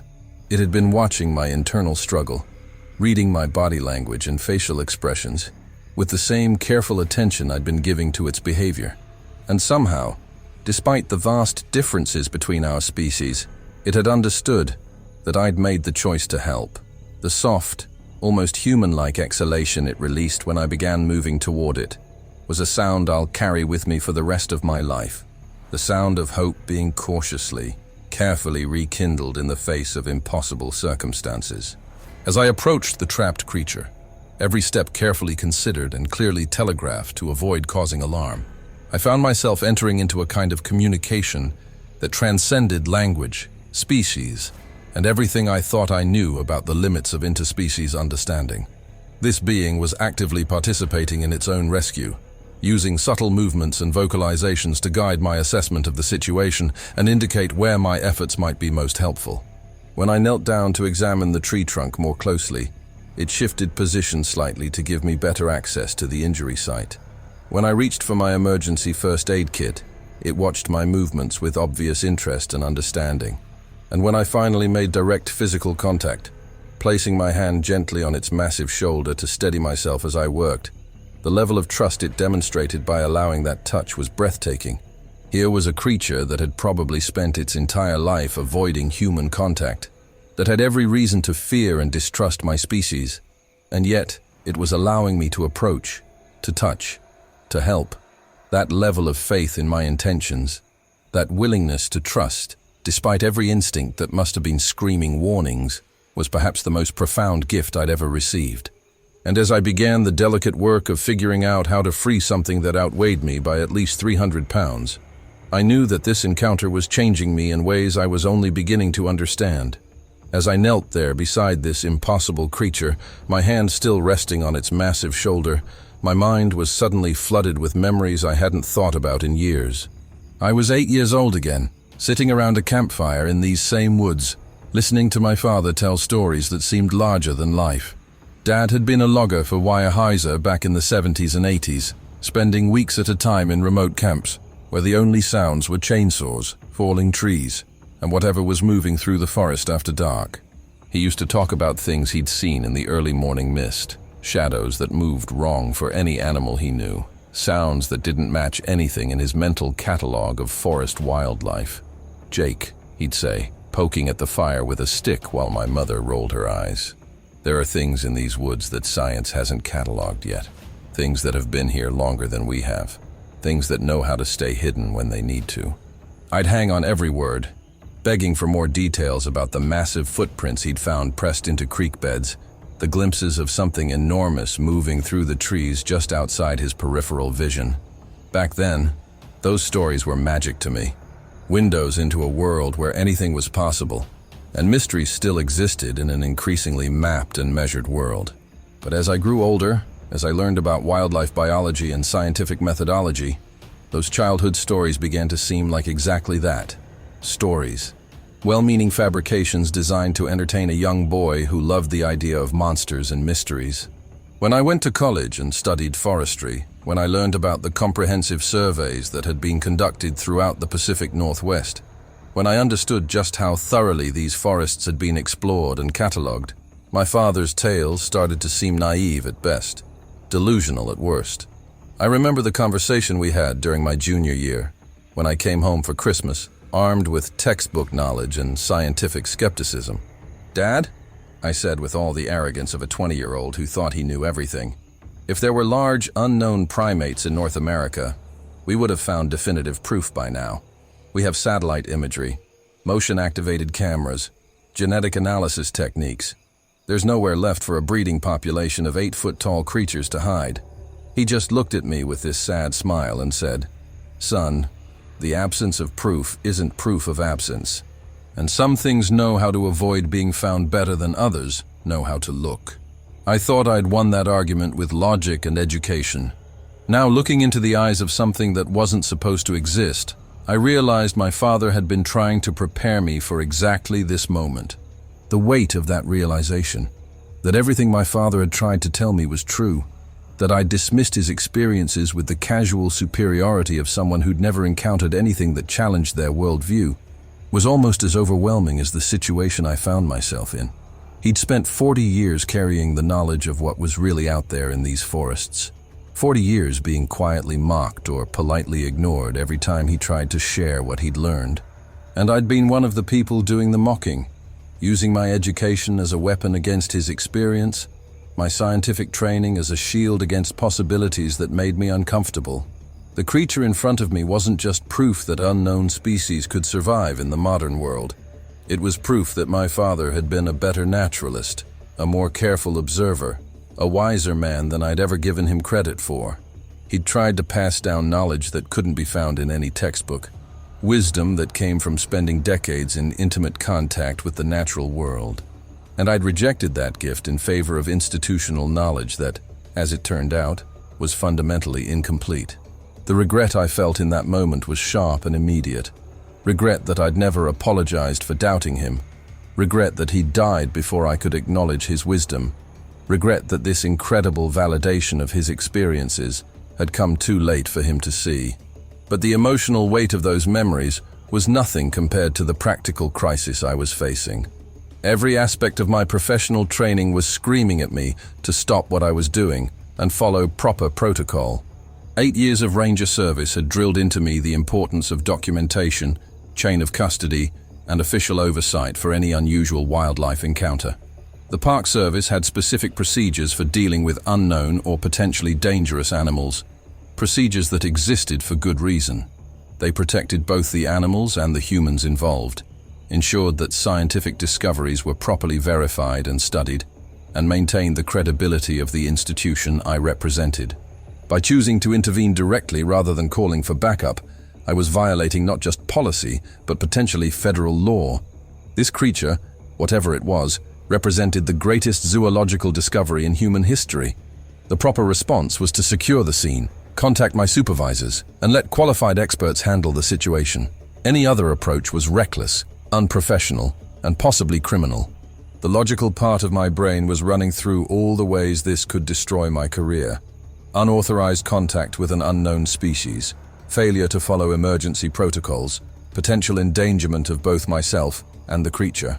Even if my intentions were good, even if my actions ultimately saved this being's life, I could still face disciplinary action, termination, and legal consequences that would follow me for the rest of my life. But as I looked into those pain-filled eyes, as I watched this magnificent creature struggling against the crushing weight of that tree trunk, all of those professional concerns seemed suddenly trivial. This wasn't about policy or procedure or institutional credibility.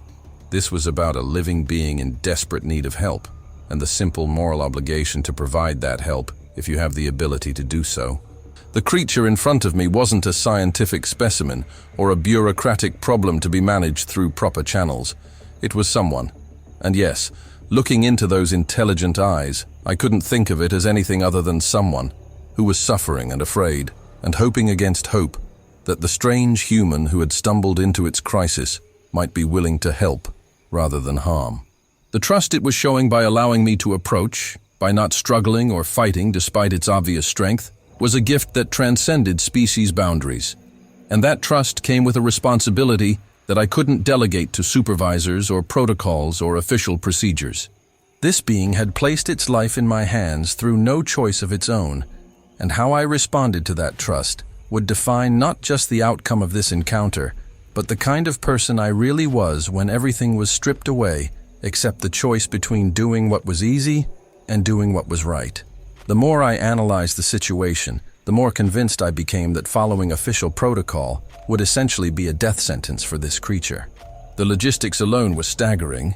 I was at least 2 hours from radio contact, assuming I could find high enough ground to reach a repeater. Then there would be the time needed to convince my supervisors that I wasn't hallucinating or having some kind of breakdown, the time needed for them to contact federal authorities and wildlife experts, the time needed to organize and deploy a rescue team capable of moving a multi-ton tree trunk in a remote location accessible only on foot. Even under the best possible circumstances, we were looking at 8 to 12 hours before any official help could arrive. And that was assuming everything went perfectly, assuming no one decided the situation was too dangerous or too politically sensitive to warrant immediate action. Meanwhile, the creature I was looking at was clearly weakening with each passing minute. The blood loss from its crushed leg was significant. Its breathing was becoming more labored, and the stress of being trapped was obviously taking a tremendous physical toll. Medical intervention wasn't just advisable at this point, it was critical. Every minute of delay increased the risk that shock, blood loss, or internal injuries would make rescue efforts meaningless. Time was quite literally a matter of life and death, and I was the only one in position to act within the narrow window that remained. The irony of the situation wasn't lost on me. In my eagerness to find evidence of the unknown, I'd stumbled across something far more significant than I'd ever dared to hope for, but under circumstances that made it impossible to document or study in the way that scientific discovery demanded. This should have been a moment of triumph, a vindication of everyone who'd ever believed that mysteries still existed in the modern world.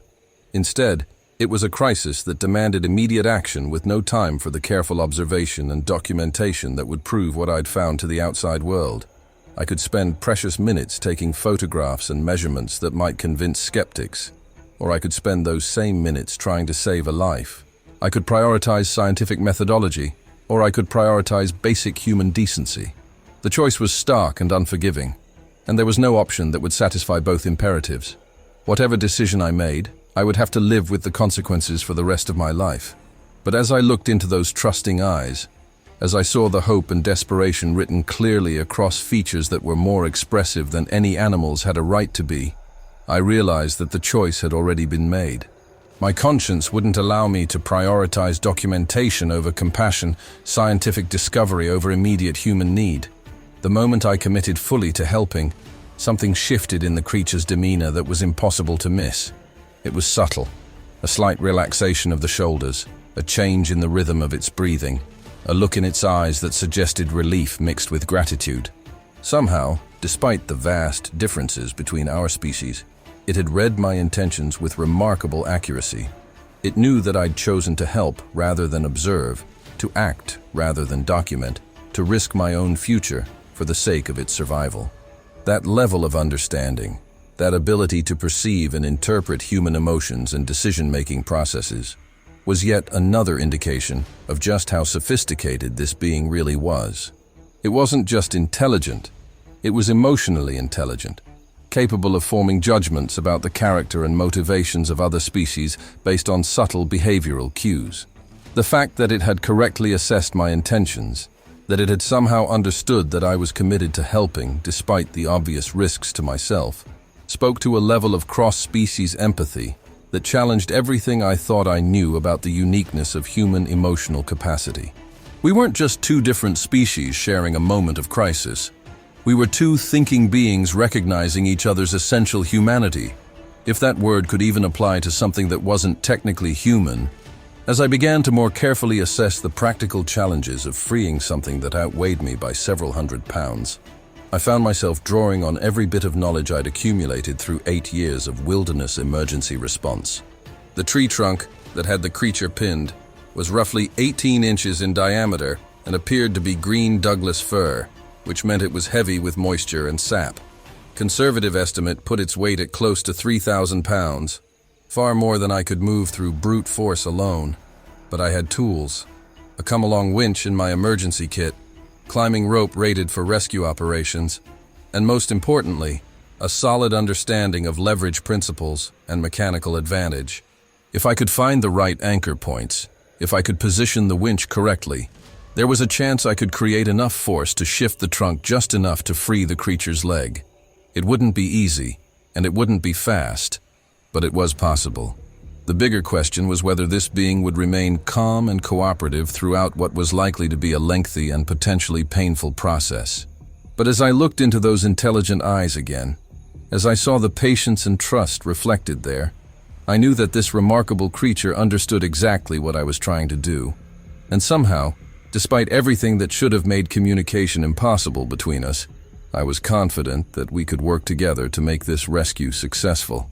The decision to proceed, once made, brought with it a strange sense of peace. Yes, I was risking my career, my reputation, and possibly my freedom by choosing to act rather than report. Yes, I was entering into a situation that no ranger training had ever prepared me for, trying to rescue a creature that officially didn't exist using techniques that had never been tested under these specific circumstances. But I was also honoring something deeper than professional obligation or institutional loyalty. I was honoring the basic moral principle that when you have the power to save a life, you use it. My father would have understood that choice, would have respected the decision to prioritize compassion over procedure. And looking into the eyes of this impossible being, seeing the hope and trust reflected there, I knew that whatever consequences I faced for my actions, I would never regret choosing to help rather than abandon something that was clearly suffering. The creature shifted slightly as I began unpacking my rescue equipment, and the soft vocalization it made sounded remarkably like encouragement. We were in this together now, two unlikely allies working against time and physics to achieve what should have been impossible. And despite everything that could go wrong, despite all the reasons this plan might fail, I found myself believing that somehow, some way, we were going to succeed. The first challenge was finding a suitable anchor point for my come-along winch that could handle the tremendous forces we were about to generate. I needed something solid enough to bear several thousand pounds of tension without shifting or breaking, and in a forest environment that meant either a large tree or a secure rock formation. About 15 feet up the ravine wall, I spotted a massive old-growth cedar that had to be at least 4 feet in diameter, easily strong enough to serve as an anchor. But getting my rope up there in a way that would provide the right angle of pull was going to require some creative rigging.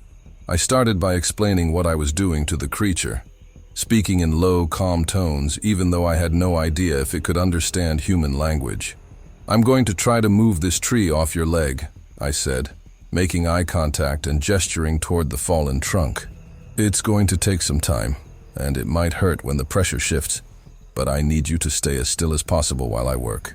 The creature's response was a soft, rumbling sound that seemed to indicate understanding, accompanied by a slight nod that was so human-like it took my breath away. This being wasn't just intelligent, it was actively participating in its own rescue, demonstrating a level of trust and cooperation that made our species' differences seem almost irrelevant.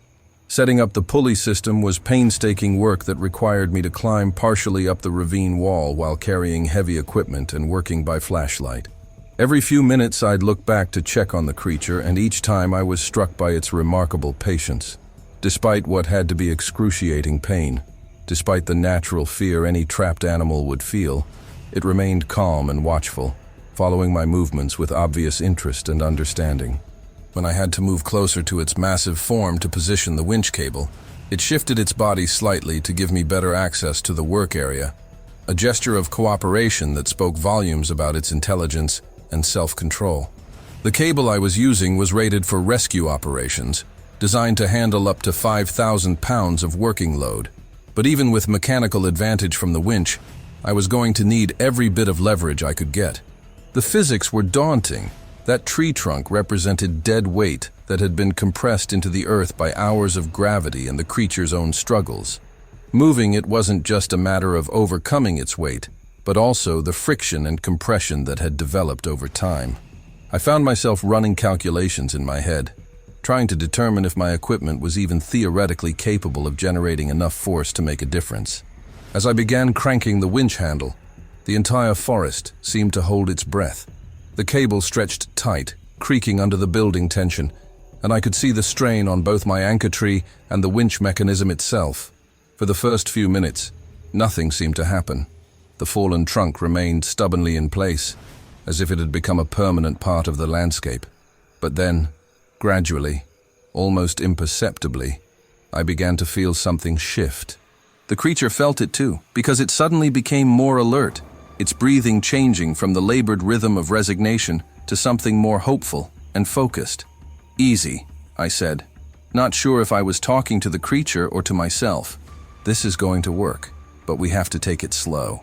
The winch was designed for steady, controlled pulls rather than sudden jerks, and I knew that patience was going to be more important than force.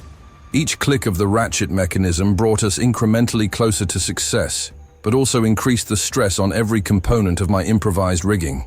If anything failed, if the cable snapped or the anchor point shifted or the winch mechanism gave way, the sudden release of tension could be catastrophic.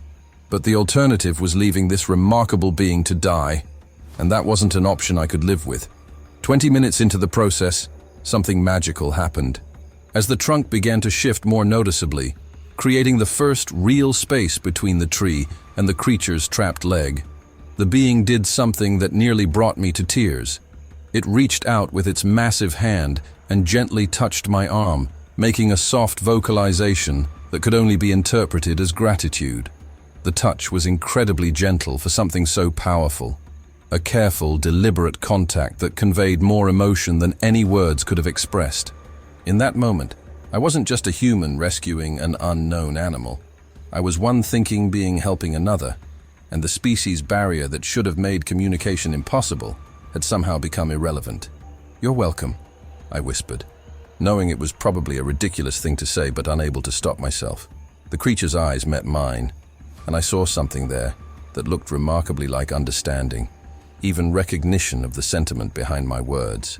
We were no longer stranger and unknown entity.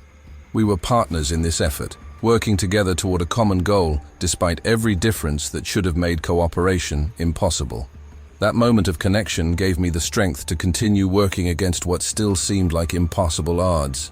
The breakthrough came suddenly and without warning. After nearly an hour of steady pressure from the winch, the trunk shifted with a grinding, scraping sound that echoed through the ravine like a landslide. The creature immediately began trying to extract its leg from the newly created space, but I could see that the injury was severe. The limb was clearly broken and probably couldn't bear weight. "Wait," I said, moving closer and holding up my hand in what I hoped was a universal gesture for stop. "Let me help you with this." The being paused in its struggles and looked at me with an expression of curiosity mixed with pain. I positioned myself near its trapped leg and began carefully examining the injury, trying to assess the damage without causing additional trauma. What I saw was both better and worse than I'd feared. The bone was definitely broken, but it appeared to be a clean fracture rather than the compound break I'd been dreading. The bleeding had largely stopped, probably due to pressure from the trunk, but the swelling was significant, and the creature was clearly in tremendous pain. Still, with careful support, it might be possible to move the leg without causing further damage. I looked up at the creature's face and saw trust there. Absolute, complete trust in my judgment and intentions. The responsibility of that trust was overwhelming, but it also gave me the confidence I needed to proceed. Working together, we managed to extract the injured leg from under the trunk with agonizing slowness.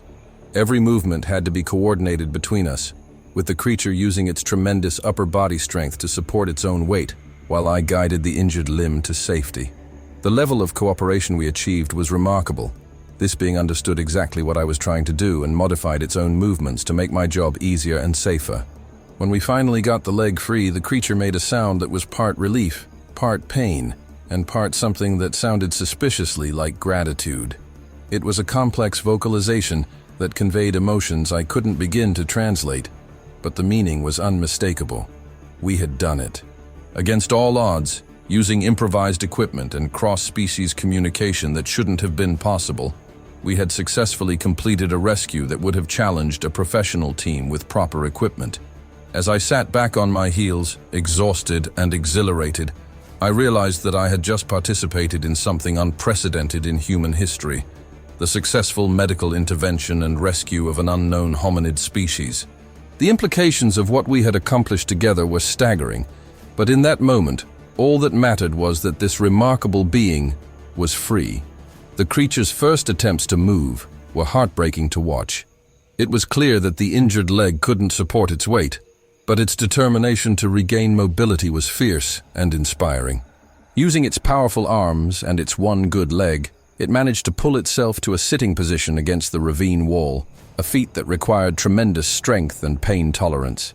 Throughout this process, it kept looking at me with an expression that seemed to combine gratitude, respect, and something that looked remarkably like friendship. We had been through something together that had created a bond between us, a connection that transcended every boundary that should have kept our species apart. I found myself wondering if this was how the first relationships between humans and dogs had begun, not through domestication or training, but through simple acts of mutual aid and respect. This creature and I had helped each other through a crisis, and in doing so, we had discovered that intelligence and compassion weren't uniquely human traits. They were qualities that could exist in forms we'd never imagined, and they could create connections that bridged even the most fundamental differences between species. As the immediate crisis passed and adrenaline began to fade, I started to process the magnitude of what had just happened. I had not only encountered a living member of what could only be described as another species of human, but I had successfully provided medical assistance and established a relationship based on trust and mutual respect. The scientific implications were staggering. This being represented a completely unknown branch of human evolution, a species that had somehow survived in the modern world without being detected by mainstream science. But even more profound than the scientific discovery was the personal transformation I was experiencing. In the space of a few hours, my understanding of intelligence, communication, and the nature of consciousness itself had been completely revolutionized. This creature had shown me that awareness and emotional complexity could exist in forms that challenged every assumption about what made humans special or unique. We weren't alone in our capacity for thought, feeling, and moral behavior. We were part of a larger community of conscious beings, and that realization was both humbling and incredibly exciting. But I was also acutely aware that our time together was limited. This creature belonged in these forests, not in a laboratory or research facility. It had a life to return to, probably a family or community that was waiting for its return. The last thing I wanted was to prolong an encounter that might put this being at risk of discovery by others who might not have its best interests at heart. As if reading my thoughts, the creature began making preparations to leave, using a broken branch as a makeshift crutch to test its mobility. The intelligence it showed in adapting to its injury, in problem-solving its way around a temporary disability, was yet another demonstration of its remarkable cognitive abilities. But before it attempted to go anywhere, it did something that will stay with me for the rest of my life. It reached into what appeared to be a natural pouch formed by the long hair on its chest, and pulled out a small object, a piece of carved wood that was clearly the product of deliberate craftsmanship. The carving was simple but elegant, depicting what looked like a tree with spreading branches, and the workmanship showed a level of artistic ability that spoke to cultural sophistication. It offered this object to me, holding it out with obvious intention and waiting for me to accept it. Taking that carved piece of wood was like accepting a gift from another civilization, a token of friendship and gratitude that represented the first known example of artistic exchange between our species. The weight of that gesture was overwhelming. This being had just given me something that was clearly important to it, something that represented hours of careful work and artistic expression. It was a gesture of respect and friendship that acknowledged what we had accomplished together and marked the beginning of what I hoped might be a new chapter in the relationship between our species. As I carefully tucked the carving into my pack, the creature made one final vocalization, a complex sound that seemed to combine farewell, gratitude, and something that might have been a promise.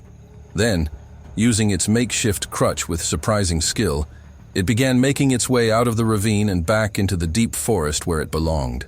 I watched until its massive form disappeared into the shadows between the trees, and then I was alone again with nothing but my memories and a small piece of carved wood to prove that any of this had actually happened.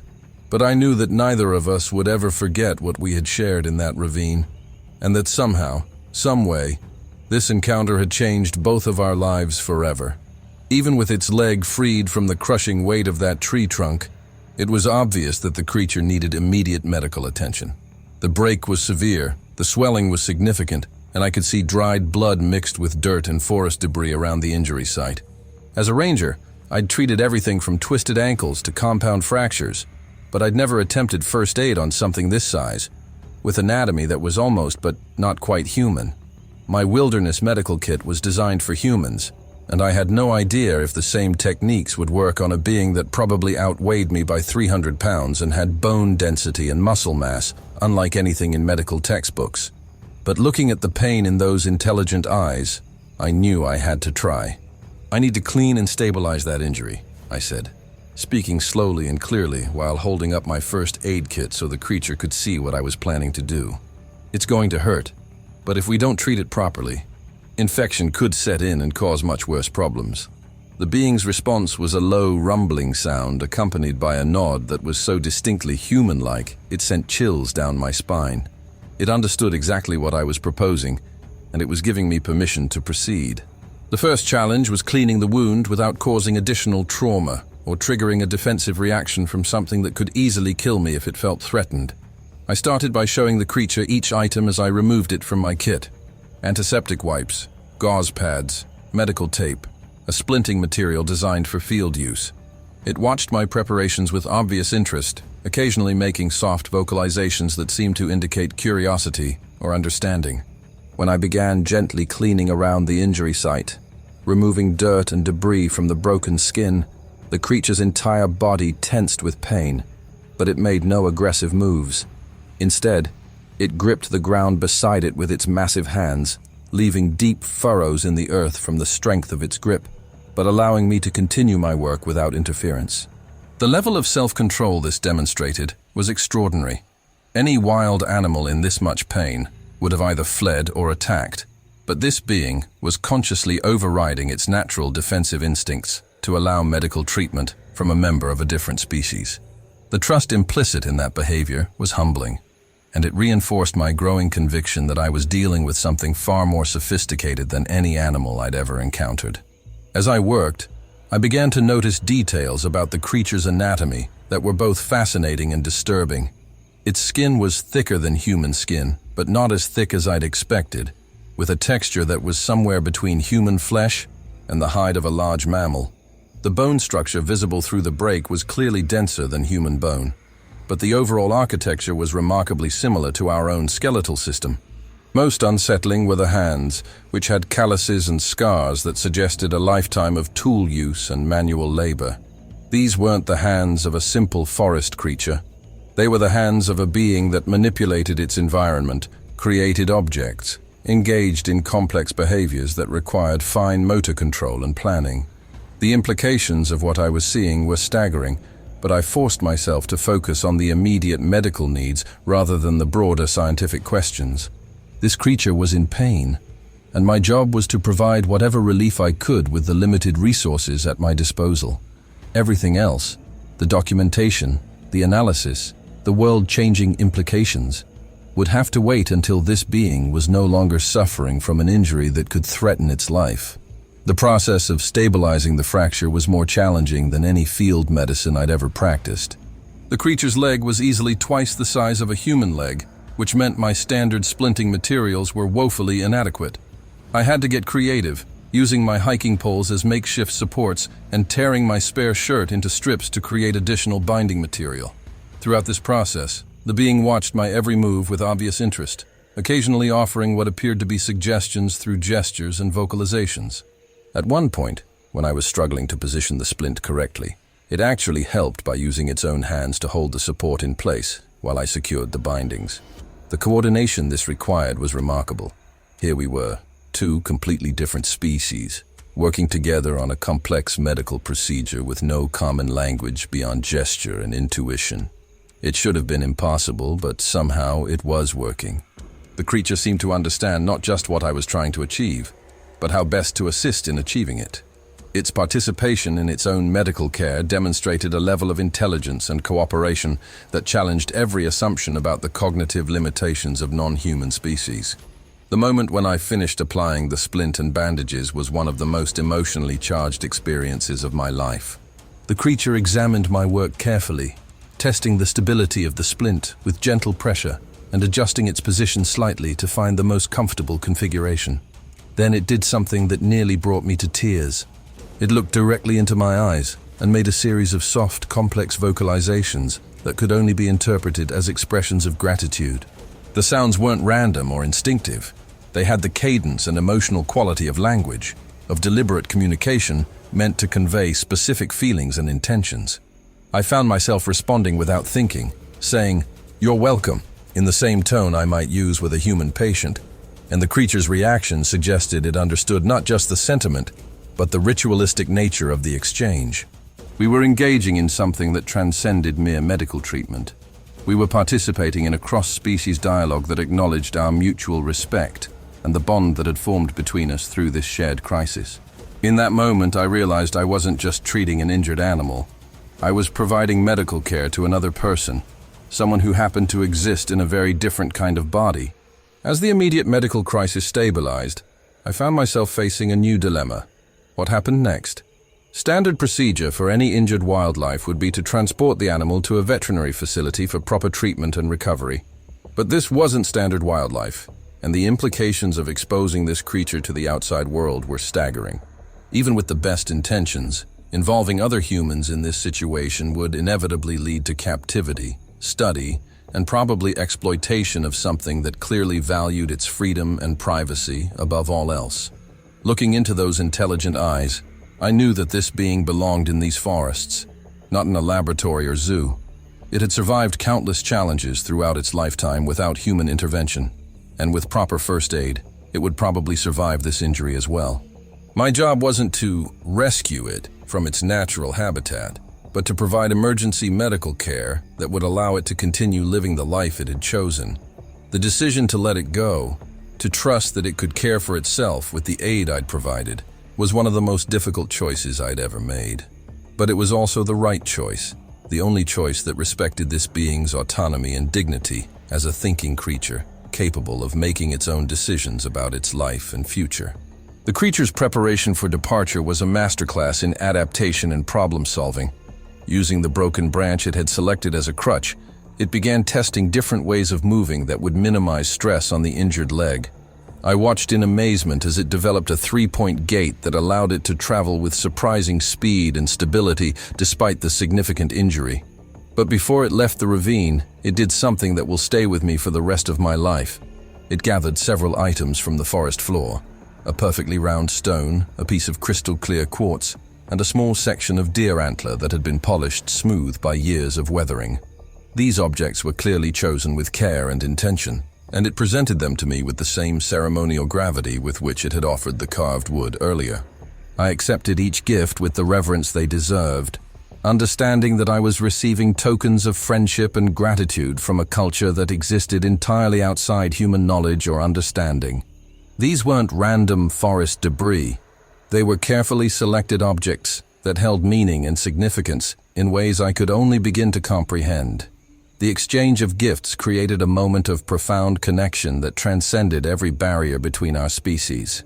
Here we were, human and unknown hominid, predator and prey, civilized and wild, sharing a ritual of friendship and mutual respect that felt both ancient and unprecedented. The creature's careful selection of each object, the formal way it presented them, and its obvious pleasure when I accepted the gifts, suggested a cultural sophistication that challenged every assumption about what separated humans from other species. These weren't the behaviors of a simple forest animal. They were the actions of someone who understood symbolic communication, who valued friendship and gratitude, who participated in complex social rituals that acknowledged the bonds between thinking beings. As I carefully placed each gift in my pack alongside the carved wood, I realized I wasn't just collecting souvenirs from an unusual wildlife encounter. I was accepting diplomatic gifts from a representative of another intelligent species, tokens that marked the first known peaceful exchange between our civilizations. The weight of that responsibility, the knowledge that I was carrying proof of humanity's first contact with another form of intelligent life on Earth, was almost overwhelming. As the creature prepared to leave, it turned back to me one final time and did something that nearly shattered my composure entirely. It placed one massive hand over its heart and then extended that same hand toward me in what could only be interpreted as a gesture of blessing or farewell.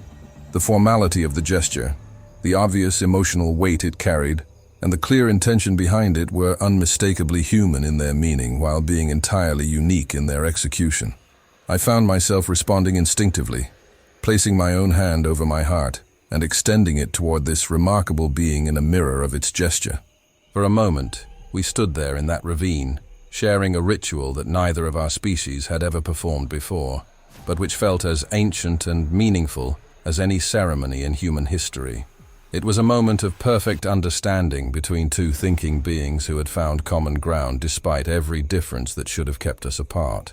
When the gesture was complete, the creature made one final vocalization, a complex sound that seemed to contain gratitude, farewell, and something that might have been a promise, before turning and beginning its careful journey out of the ravine. Watching this magnificent being disappear into the forest was like watching magic fade from the world. Its movement was surprisingly silent, despite its size and injury, a testament to a lifetime of avoiding human detection in an increasingly crowded world. Within minutes, it had vanished completely into the shadows between the trees, leaving no trace of its passage, except the disturbed earth around the fallen trunk and the gifts I carried in my pack. The silence that followed its departure was profound and somehow sacred, as if the entire forest was holding its breath in reverence for what had just occurred. I stood there alone in that ravine for a long time, processing what I had experienced and trying to accept that it was over. The most significant encounter in human history had lasted only a few hours, and now I was left with nothing but memories and a few small objects to prove that any of it had actually happened. But as I began the long hike back to my truck, I knew that this night had changed me in ways I was only beginning to understand. I had met intelligence in a form I'd never imagined, shared friendship with a being that shouldn't exist, and participated in the first peaceful contact between our species.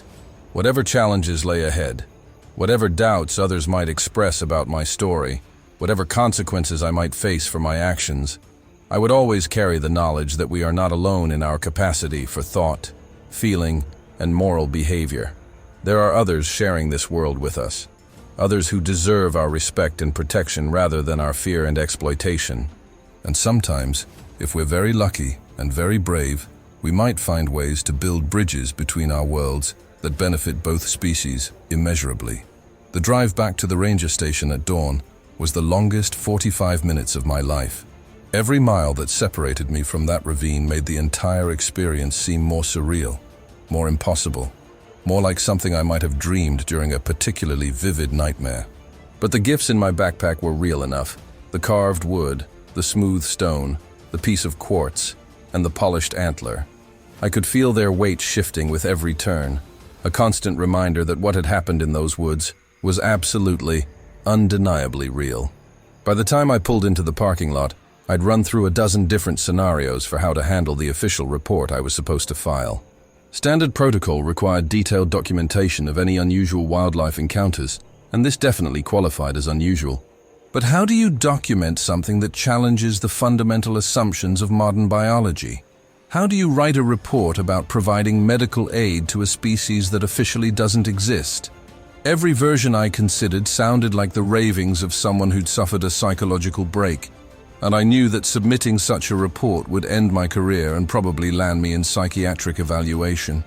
The smart play was obvious. Stick to the routine patrol report, mention nothing unusual, and let the whole thing fade into memory. But the smart play felt like a betrayal of everything that remarkable being had trusted me with. Walking into the station that morning felt like entering enemy territory. My colleagues greeted me with the usual casual banter about night patrols and difficult terrain, but their words seemed to come from very far away. I felt like I was operating undercover in my own workplace, carrying knowledge that could revolutionize human understanding of the natural world while pretending everything was normal. Chief Martinez asked about my patrol in the same distracted tone he used every morning, clearly expecting the standard, nothing unusual to report response. Instead, I found myself hesitating, weighing words carefully, fighting the urge to tell him everything while knowing that doing so would destroy any credibility I'd built over 8 years of service. Quiet night, I finally managed, hating myself for the lie, but knowing it was the only option that protected both my career and the creature I'd encountered. Found some storm damage on the Sol Duke Trail, but nothing that requires immediate attention. Martinez nodded absently and moved on to other business, completely unaware that his most trusted ranger had just lied to his face about the most significant wildlife encounter in human history. The casual normalcy of that interaction, the complete disconnect between what I'd experienced and what I was able to share, made me feel isolated in a way I'd never experienced before. The next few days were torture. I went through the motions of my regular duties, checking permits, maintaining trails, conducting routine patrols, but my mind was constantly elsewhere, replaying every moment of that encounter and analyzing every detail for clues about how to proceed. Sleep became nearly impossible.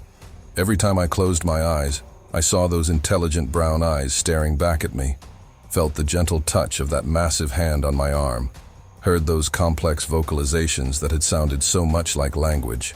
I found myself jumping at unexpected sounds, scanning the tree line during every patrol, hoping for another glimpse of something that logic told me I was unlikely to ever see again. The isolation was the worst part.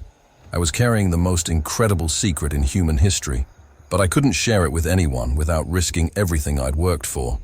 My colleagues started commenting on my distracted behavior, asking if everything was okay, suggesting I might need some time off. The irony wasn't lost on me. I'd had the most profound experience of my lifetime, proven that mysteries still existed in our mapped and measured world, and the result was that I felt more alone than ever before. After a week of internal struggle, I made a decision that would define the next phase of my life. If I couldn't report what I'd found through official channels, I could at least begin my own private investigation into whether others had encountered similar phenomena.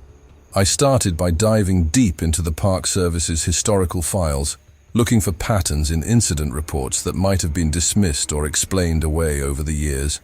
What I found was both fascinating and disturbing.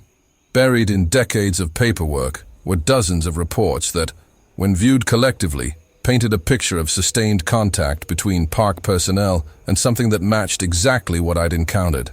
Rangers reporting unusual vocalizations in remote areas, maintenance crews finding animal tracks that didn't match any known species, search and rescue teams describing large bipedal figures glimpsed at the edge of their vision during operations.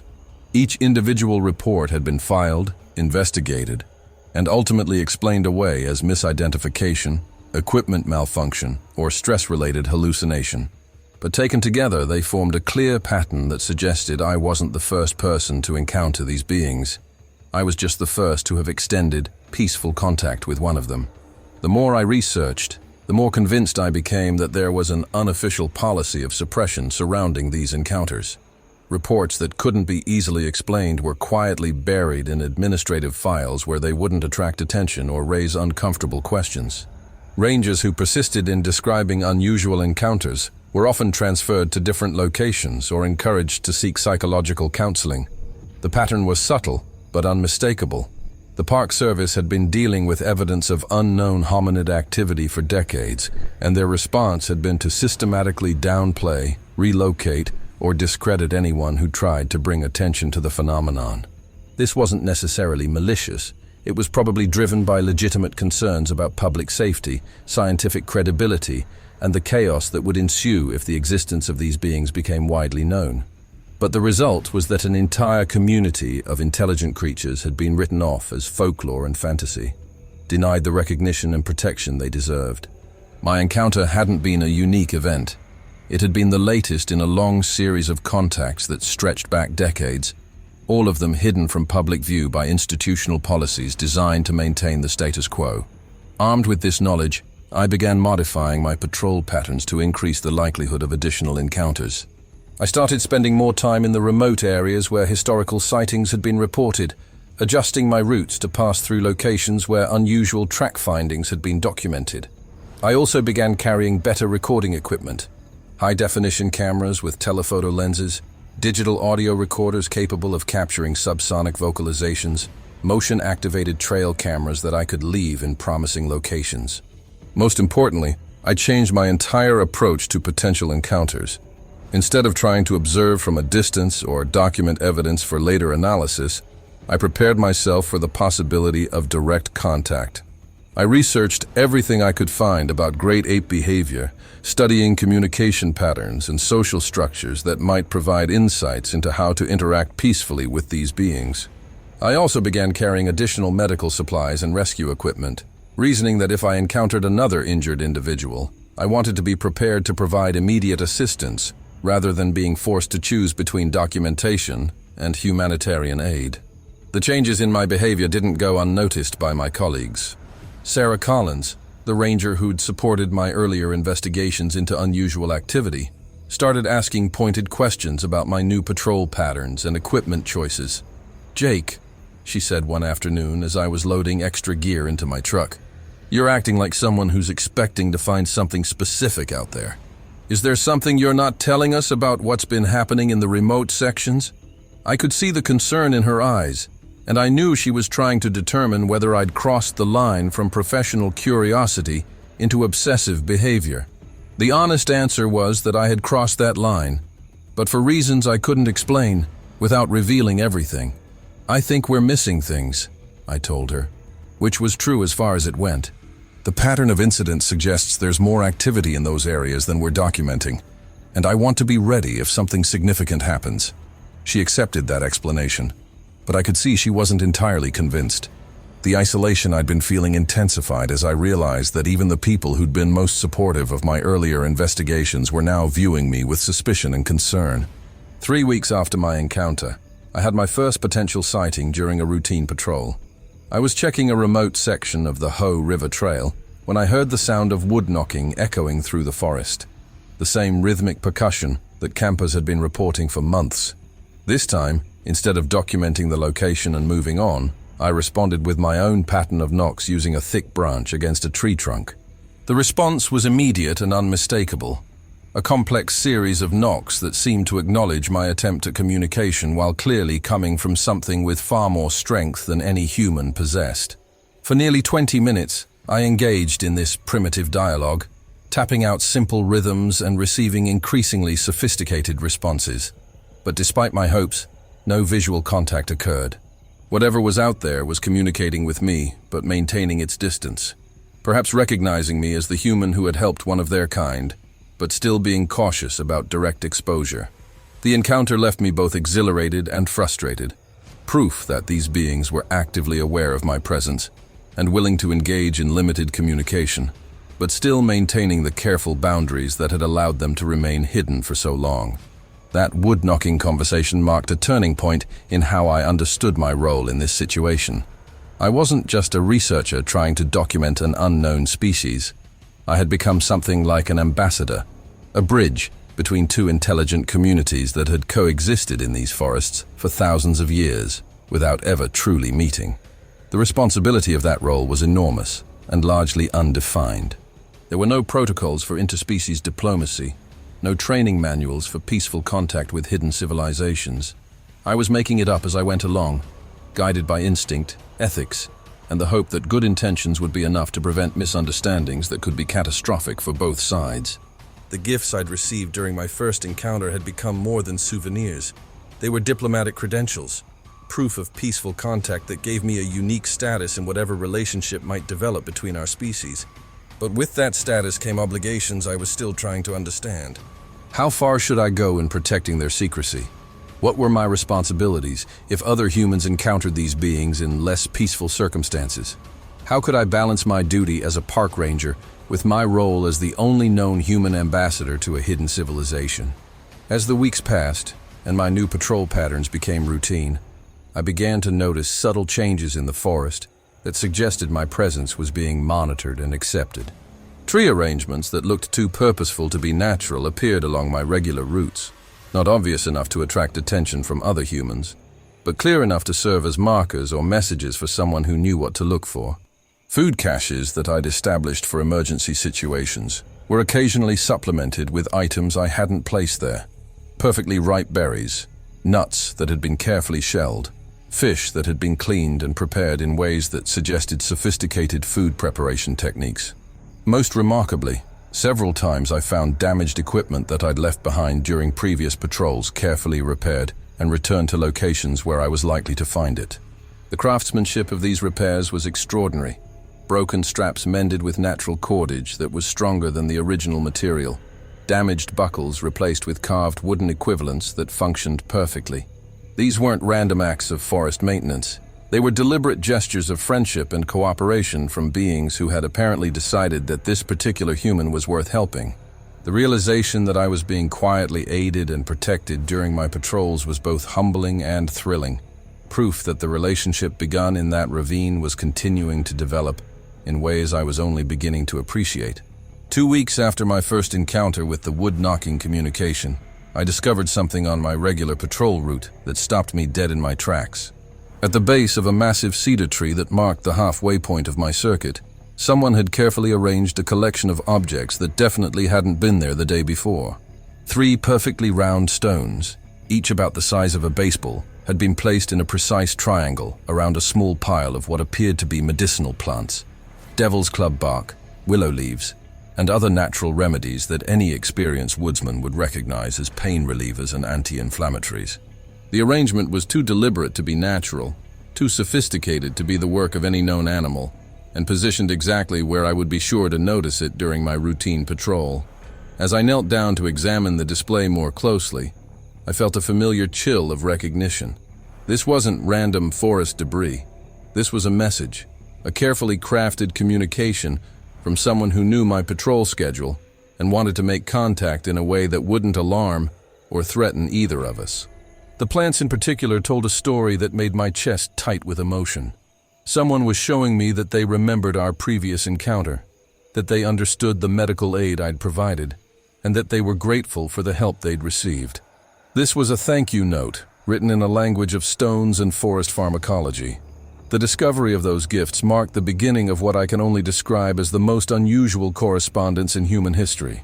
Over the following weeks, I began finding similar arrangements at various points along my patrol routes, always in locations where I was certain to see them, always composed of objects that clearly carried symbolic meaning.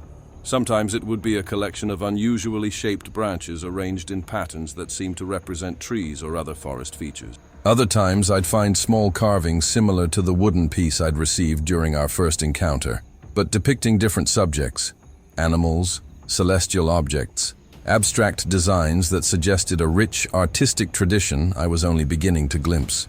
Most remarkably, I occasionally discovered what could only be described as tools. Carefully shaped stones that showed clear evidence of deliberate modification for specific purposes, wooden implements that had been carved and polished to precise specifications. These weren't primitive artifacts. They represented sophisticated craftsmanship that spoke to a level of technological development that challenged every assumption about what life in the wilderness required or allowed. Each discovery was like receiving a gift from another civilization, a glimpse into a way of life that had evolved entirely outside human knowledge or influence. 3 weeks into this strange correspondence, I decided to reciprocate by leaving my own gifts along the patrol route. I started with practical items that might be useful to someone living entirely off the land. High-quality rope, a small but sharp knife, waterproof matches sealed in a container that would protect them from moisture. I also included items that I hoped would demonstrate my own cultural background and intentions. A small first aid kit to show my continued willingness to provide medical assistance, a compass that might be useful for navigation, and a photograph of myself in my ranger uniform to help identify me as the human who had provided help during our first encounter. The response was swift and unmistakable. Within days, my gifts had been replaced with new offerings that clearly acknowledged both the practical value of what I'd provided and the symbolic significance of the exchange.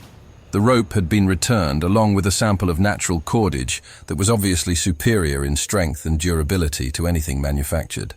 The knife had been accompanied by a beautifully carved wooden handle that fitted perfectly, transforming a simple tool into something that belonged in a museum of indigenous crafts. Most touching of all, the photograph had been returned carefully wrapped in large leaves and accompanied by what appeared to be a self-portrait of sorts, a carved wooden figure that was unmistakably meant to represent the creature I'd encountered, complete with details that perfectly captured its size, proportions, and distinctive features. The breakthrough in our relationship came during a patrol in early December, when I rounded a familiar bend in the trail and found myself face to face with my forest correspondent for the second time. The creature was standing beside the same cedar tree where we'd been exchanging gifts. But this time there was no crisis, no emergency that demanded immediate action. This was a planned meeting, a deliberate choice by both of us to move beyond symbolic communication to direct contact. The being that faced me was clearly the same individual I'd helped weeks earlier, but the transformation was remarkable. Where I'd previously seen pain and desperation, now I saw confidence and purpose. It was standing fully upright without any assistance, the injured leg apparently healed enough to bear weight normally. The sight of this magnificent creature, healthy and mobile again, filled me with a satisfaction deeper than anything I'd ever experienced in my professional life. This wasn't just a successful rescue. This was proof that I'd made the right choice in prioritizing immediate aid over official protocol. The creature's obvious recovery validated every risk I'd taken and every rule I'd bent in providing that medical assistance. But more than that, its presence here now, in a non-emergency situation, suggested that our relationship had evolved beyond simple gratitude into something resembling genuine friendship. The creature's behavior during this second encounter was markedly different from our first meeting. Where it had previously been cautious and restrained, now it seemed almost relaxed, moving with the fluid grace that must have characterized its normal behavior before the injury. It approached to within about 10 feet of where I stood, close enough for easy communication but far enough to maintain a respectful distance that didn't threaten either of us. When it began vocalizing, the sounds were clearly intentional communication rather than expressions of pain or distress. The vocalizations had structure, rhythm, even what sounded like emotional inflection that suggested complex thoughts and feelings. I found myself responding instinctively, not with words that it couldn't understand, but with tones and gestures that seemed to bridge the gap between our very different forms of expression. For nearly an hour, we engaged in this remarkable dialogue, not understanding each other's specific meanings, perhaps, but definitely communicating on a level that transcended language barriers. It was like having a conversation with someone who spoke a completely foreign language, but who shared enough fundamental experiences and emotions that basic understanding was still possible. The creature's obvious intelligence and emotional sophistication challenged every assumption I'd ever made about what separated humans from other species. During that hour-long encounter, something extraordinary happened that fundamentally changed how I understood my role in these forests. The creature began what could only be described as a guided tour of its territory, leading me along animal paths I'd never noticed despite years of patrols in this area. It showed me hidden springs that provided clean water even during the driest seasons, concealed caves that offered shelter from the worst weather, fruit trees and nut groves that provided reliable food sources throughout the year. But most remarkably, it pointed out signs of human activity that I'd missed entirely. Old campsites that had been used inappropriately, trash that had been carelessly discarded, areas where vegetation had been damaged by irresponsible hiking or camping practices. The message was unmistakable. This being wasn't just showing me its home, it was asking for my help in protecting it. The intelligence behind this request was staggering. Here was a creature that understood not just the immediate impact of human activity on its environment, but the broader patterns of behavior that threatened its long-term survival. It had identified me as someone who might be able to influence human behavior in ways that would benefit both our species, and it was essentially recruiting me as an ally in environmental protection efforts that went far beyond anything in my official job description. The tour concluded at a vantage point that offered a panoramic view of the area we'd covered, and there the creature did something that formalized what had been an implicit understanding between us. Using gestures and vocalizations that were clearly ceremonial in nature, it seemed to be asking me to accept a role as protector of this particular section of the forest. The gravity of the moment was unmistakable. This wasn't just a request for general environmental consciousness, but a specific invitation to become a guardian of this being's territory and community. Because community was clearly what I was being shown. Throughout our tour, I'd seen evidence of multiple individuals, different sizes of tracks, various shelter sites, tool caches that suggested cooperative behavior and resource sharing. This creature wasn't asking me to protect just its own interests, but the interests of an entire extended family or tribal group that called this area home. The responsibility being offered was enormous, but so was the honor. I was being invited to become the first human in recorded history to serve as a formal protector of a community of unknown hominids, to use my position and authority as a park ranger to shield them from the human activities that threatened their survival. Without hesitation, I nodded my acceptance of this role, understanding that I was making a commitment that would define the rest of my career and probably the rest of my life. The creature's reaction to my acceptance was deeply moving. A complex vocalization that sounded like celebration mixed with relief, accompanied by gestures that seemed to formalize our agreement. It then did something that transformed our relationship from friendship to something approaching kinship. From the same natural pouch where it had previously retrieved gifts, it withdrew an object unlike anything I'd seen before. A carved medallion made from what appeared to be fossilized wood, depicting intricate patterns that suggested both natural forms and abstract symbols. The craftsmanship was extraordinary, clearly representing hundreds of hours of painstaking work by someone with artistic skills that rivaled any human craftsperson I'd ever encountered.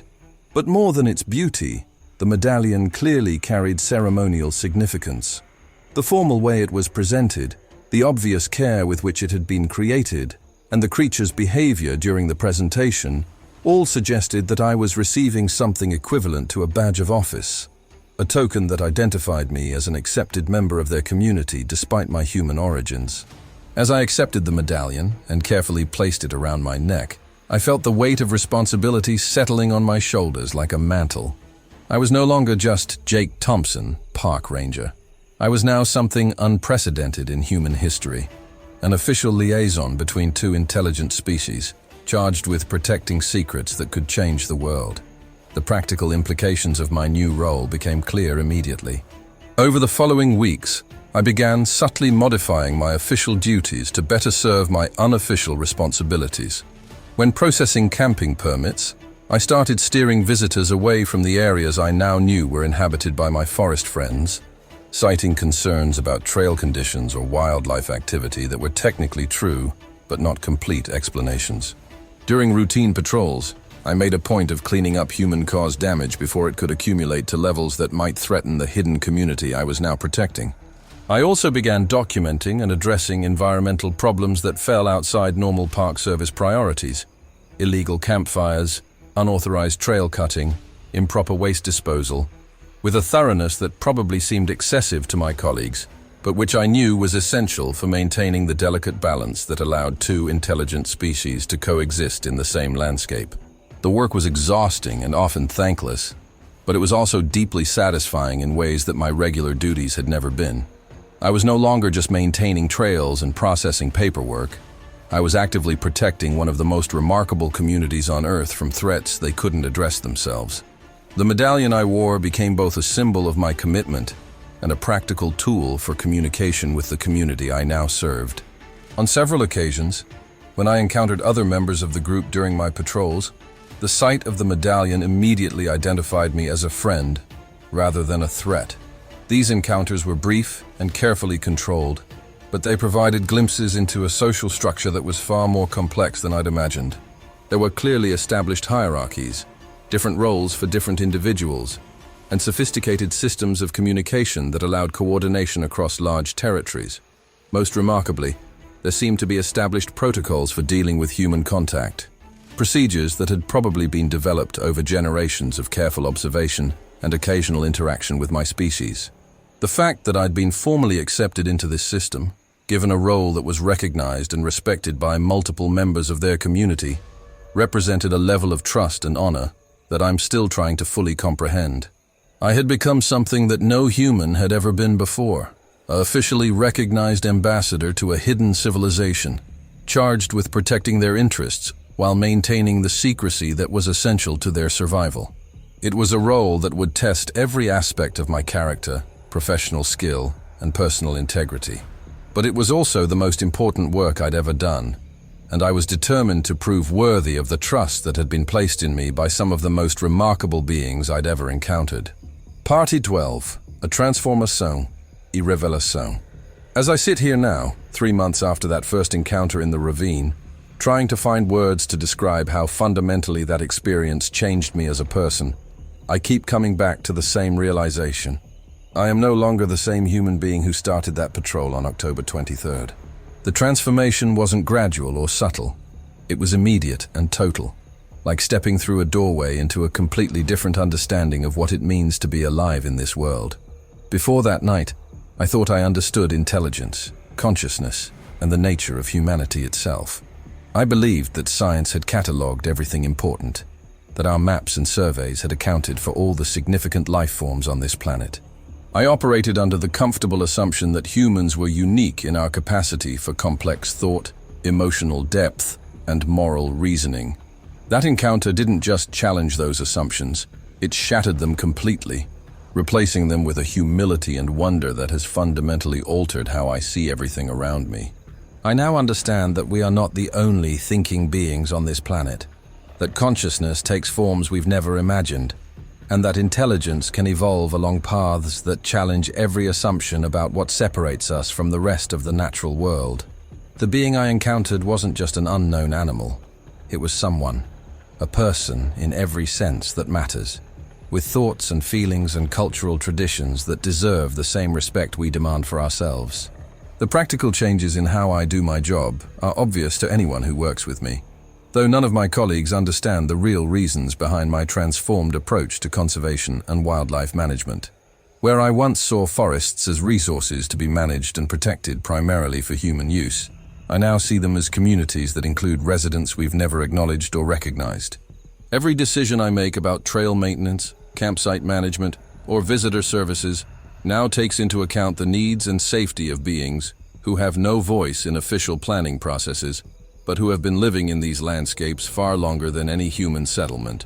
I find myself becoming almost obsessively protective of certain areas, steering tourists and researchers away from locations I know are important to my forest friends, sometimes fabricating concerns about trail conditions or wildlife activity to keep people from wandering into sensitive territories.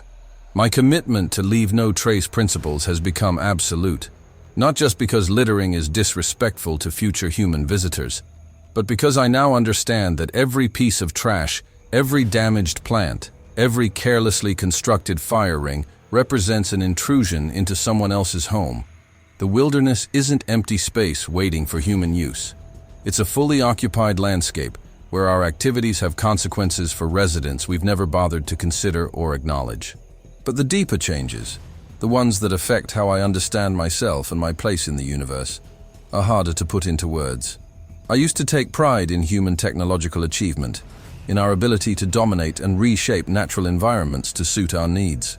Now, I find myself humbled by the sophisticated adaptation strategies that have allowed an entire species to thrive in modern landscapes while remaining completely invisible to our surveillance technologies and scientific surveys. The creature I encountered possesses survival skills that make our camping gear and navigation equipment seem primitive by comparison.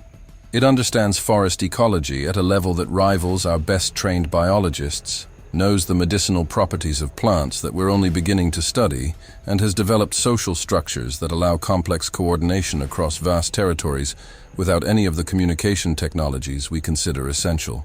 Most remarkably, it has maintained cultural traditions, art, ceremony, symbolic communication that have been passed down through generations without any written language or permanent settlements. The sophistication of this achievement challenges every assumption about what intelligence requires or what civilization looks like.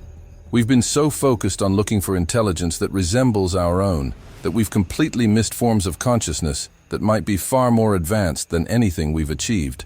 The philosophical implications of what I've experienced keep me awake at night, not from fear or anxiety, but from the sheer magnitude of questions that I'll probably never have answers to.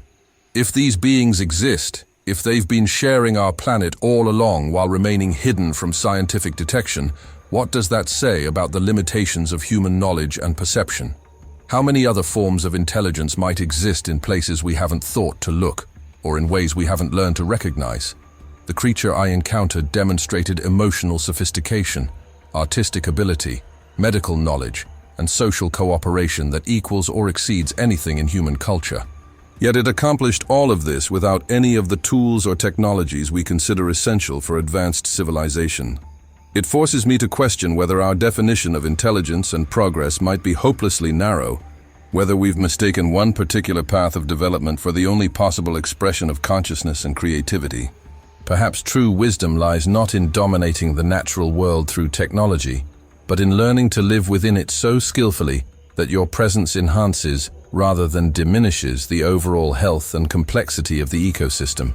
If so, then the beings I've encountered aren't primitive relatives of humanity. They're representatives of an evolutionary path that might be far more sophisticated and sustainable than our own. The moral weight of carrying this knowledge alone has been one of the greatest challenges of the past 3 months. There are moments when I feel like I'm betraying the scientific community by not sharing what I've discovered, depriving humanity of knowledge that could revolutionize our understanding of evolution, consciousness, and our place in the natural world. But those moments are always balanced by the knowledge of what exposure would mean for the community I've sworn to protect. These beings have survived by maintaining absolute secrecy, by avoiding any contact that might lead to their discovery by the wrong humans at the wrong time. They've watched our species develop nuclear weapons, fight devastating wars, and drive countless other species to extinction through habitat destruction and climate change. They have every reason to believe that discovery by mainstream human society would be catastrophic for their survival, and they've entrusted me with their safety based on the belief that I understand and share their concerns. The responsibility of that trust is enormous, but so is the honor. I may be the first human in history to be formally accepted as a protector and ally by another intelligent species, and that role comes with obligations that transcend any commitment to scientific advancement or human knowledge. Sometimes the right thing to do is to keep secrets, especially when those secrets protect beings who have no other defense against discovery and exploitation. The decision to wait until my retirement to share this story wasn't made lightly, but it represents the best compromise I could find between my conflicting responsibilities. By waiting until I'm no longer actively employed by the Park Service, I avoid the institutional consequences that would inevitably follow any official report of these encounters. More importantly, I ensure that my forest friends have several more years of protection while they adjust to the reality of human knowledge about their existence. The medallion I wear reminds me daily that I serve two communities now: the human society that pays my salary and the hidden civilization that has honored me with their trust. Balancing those loyalties requires careful timing and strategic thinking that goes far beyond anything I learned in ranger training.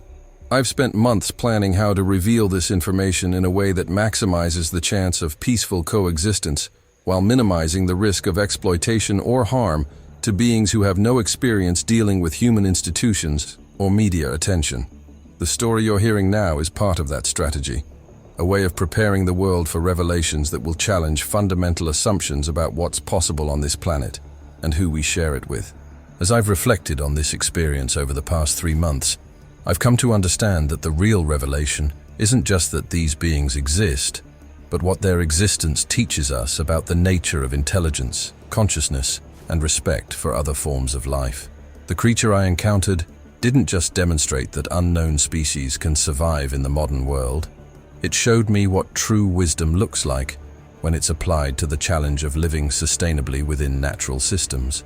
These beings have found ways to maintain complex cultures, sophisticated technologies, and rich social structures, while leaving such a light footprint on their environment that they can remain completely invisible to human detection.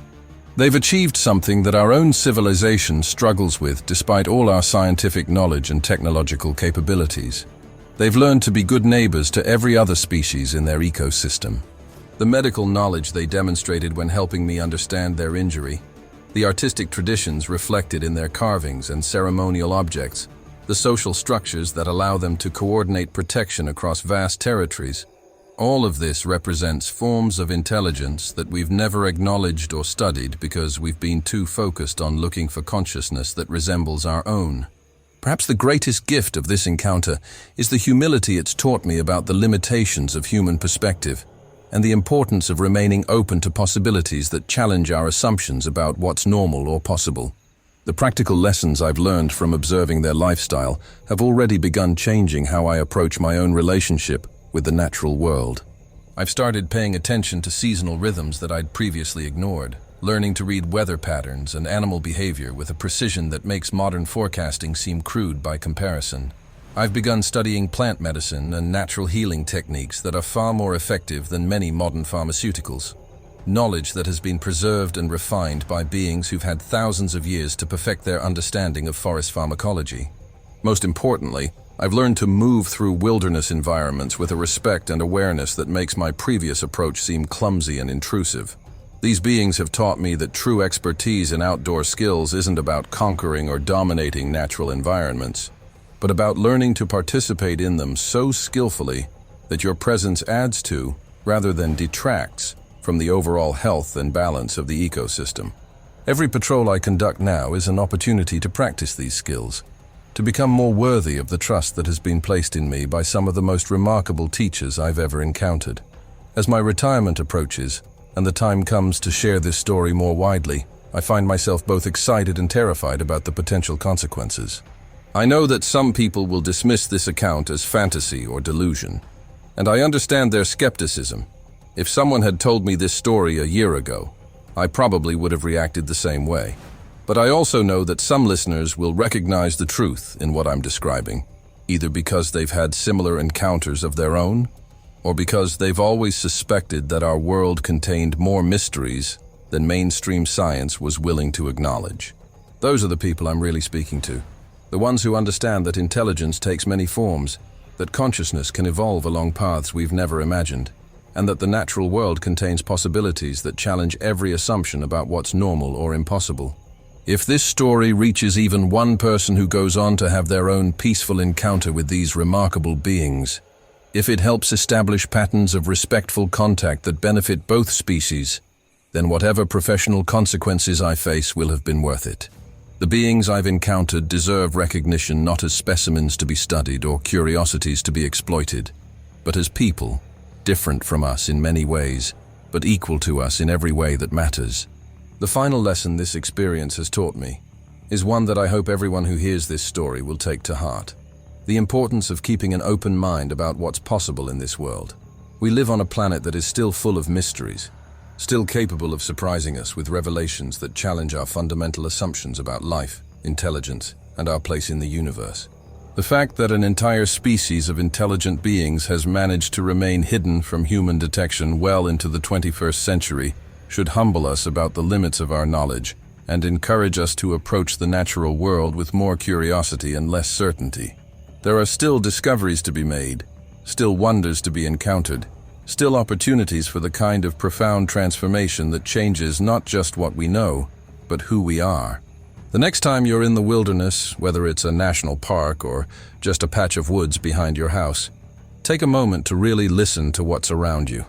Pay attention to sounds that don't quite fit your expectations, to movements that seem too purposeful for any animal you know, to arrangements of natural objects that might not be as random as they appear. Keep your mind open to possibilities that science hasn't cataloged yet, and remember that some of the most important discoveries in human history have been made by people who were brave enough to trust their own experiences, even when those experiences challenged everything they thought they knew about the world. The forests are full of secrets, and some of those secrets are waiting for humans who are ready to approach them with respect, humility, and the kind of open-hearted curiosity that makes genuine communication possible across even the most fundamental differences. Who knows? You might be the next person to discover that we're not alone in our capacity for thought, feeling, and wonder. And if that happens, I hope you'll remember this story and choose friendship over fear, protection over exploitation, and respect over dominance. Because the future of both our species might depend on how we handle these first tentative steps toward understanding between two forms of intelligence that have shared this planet for thousands of years without ever truly meeting until now.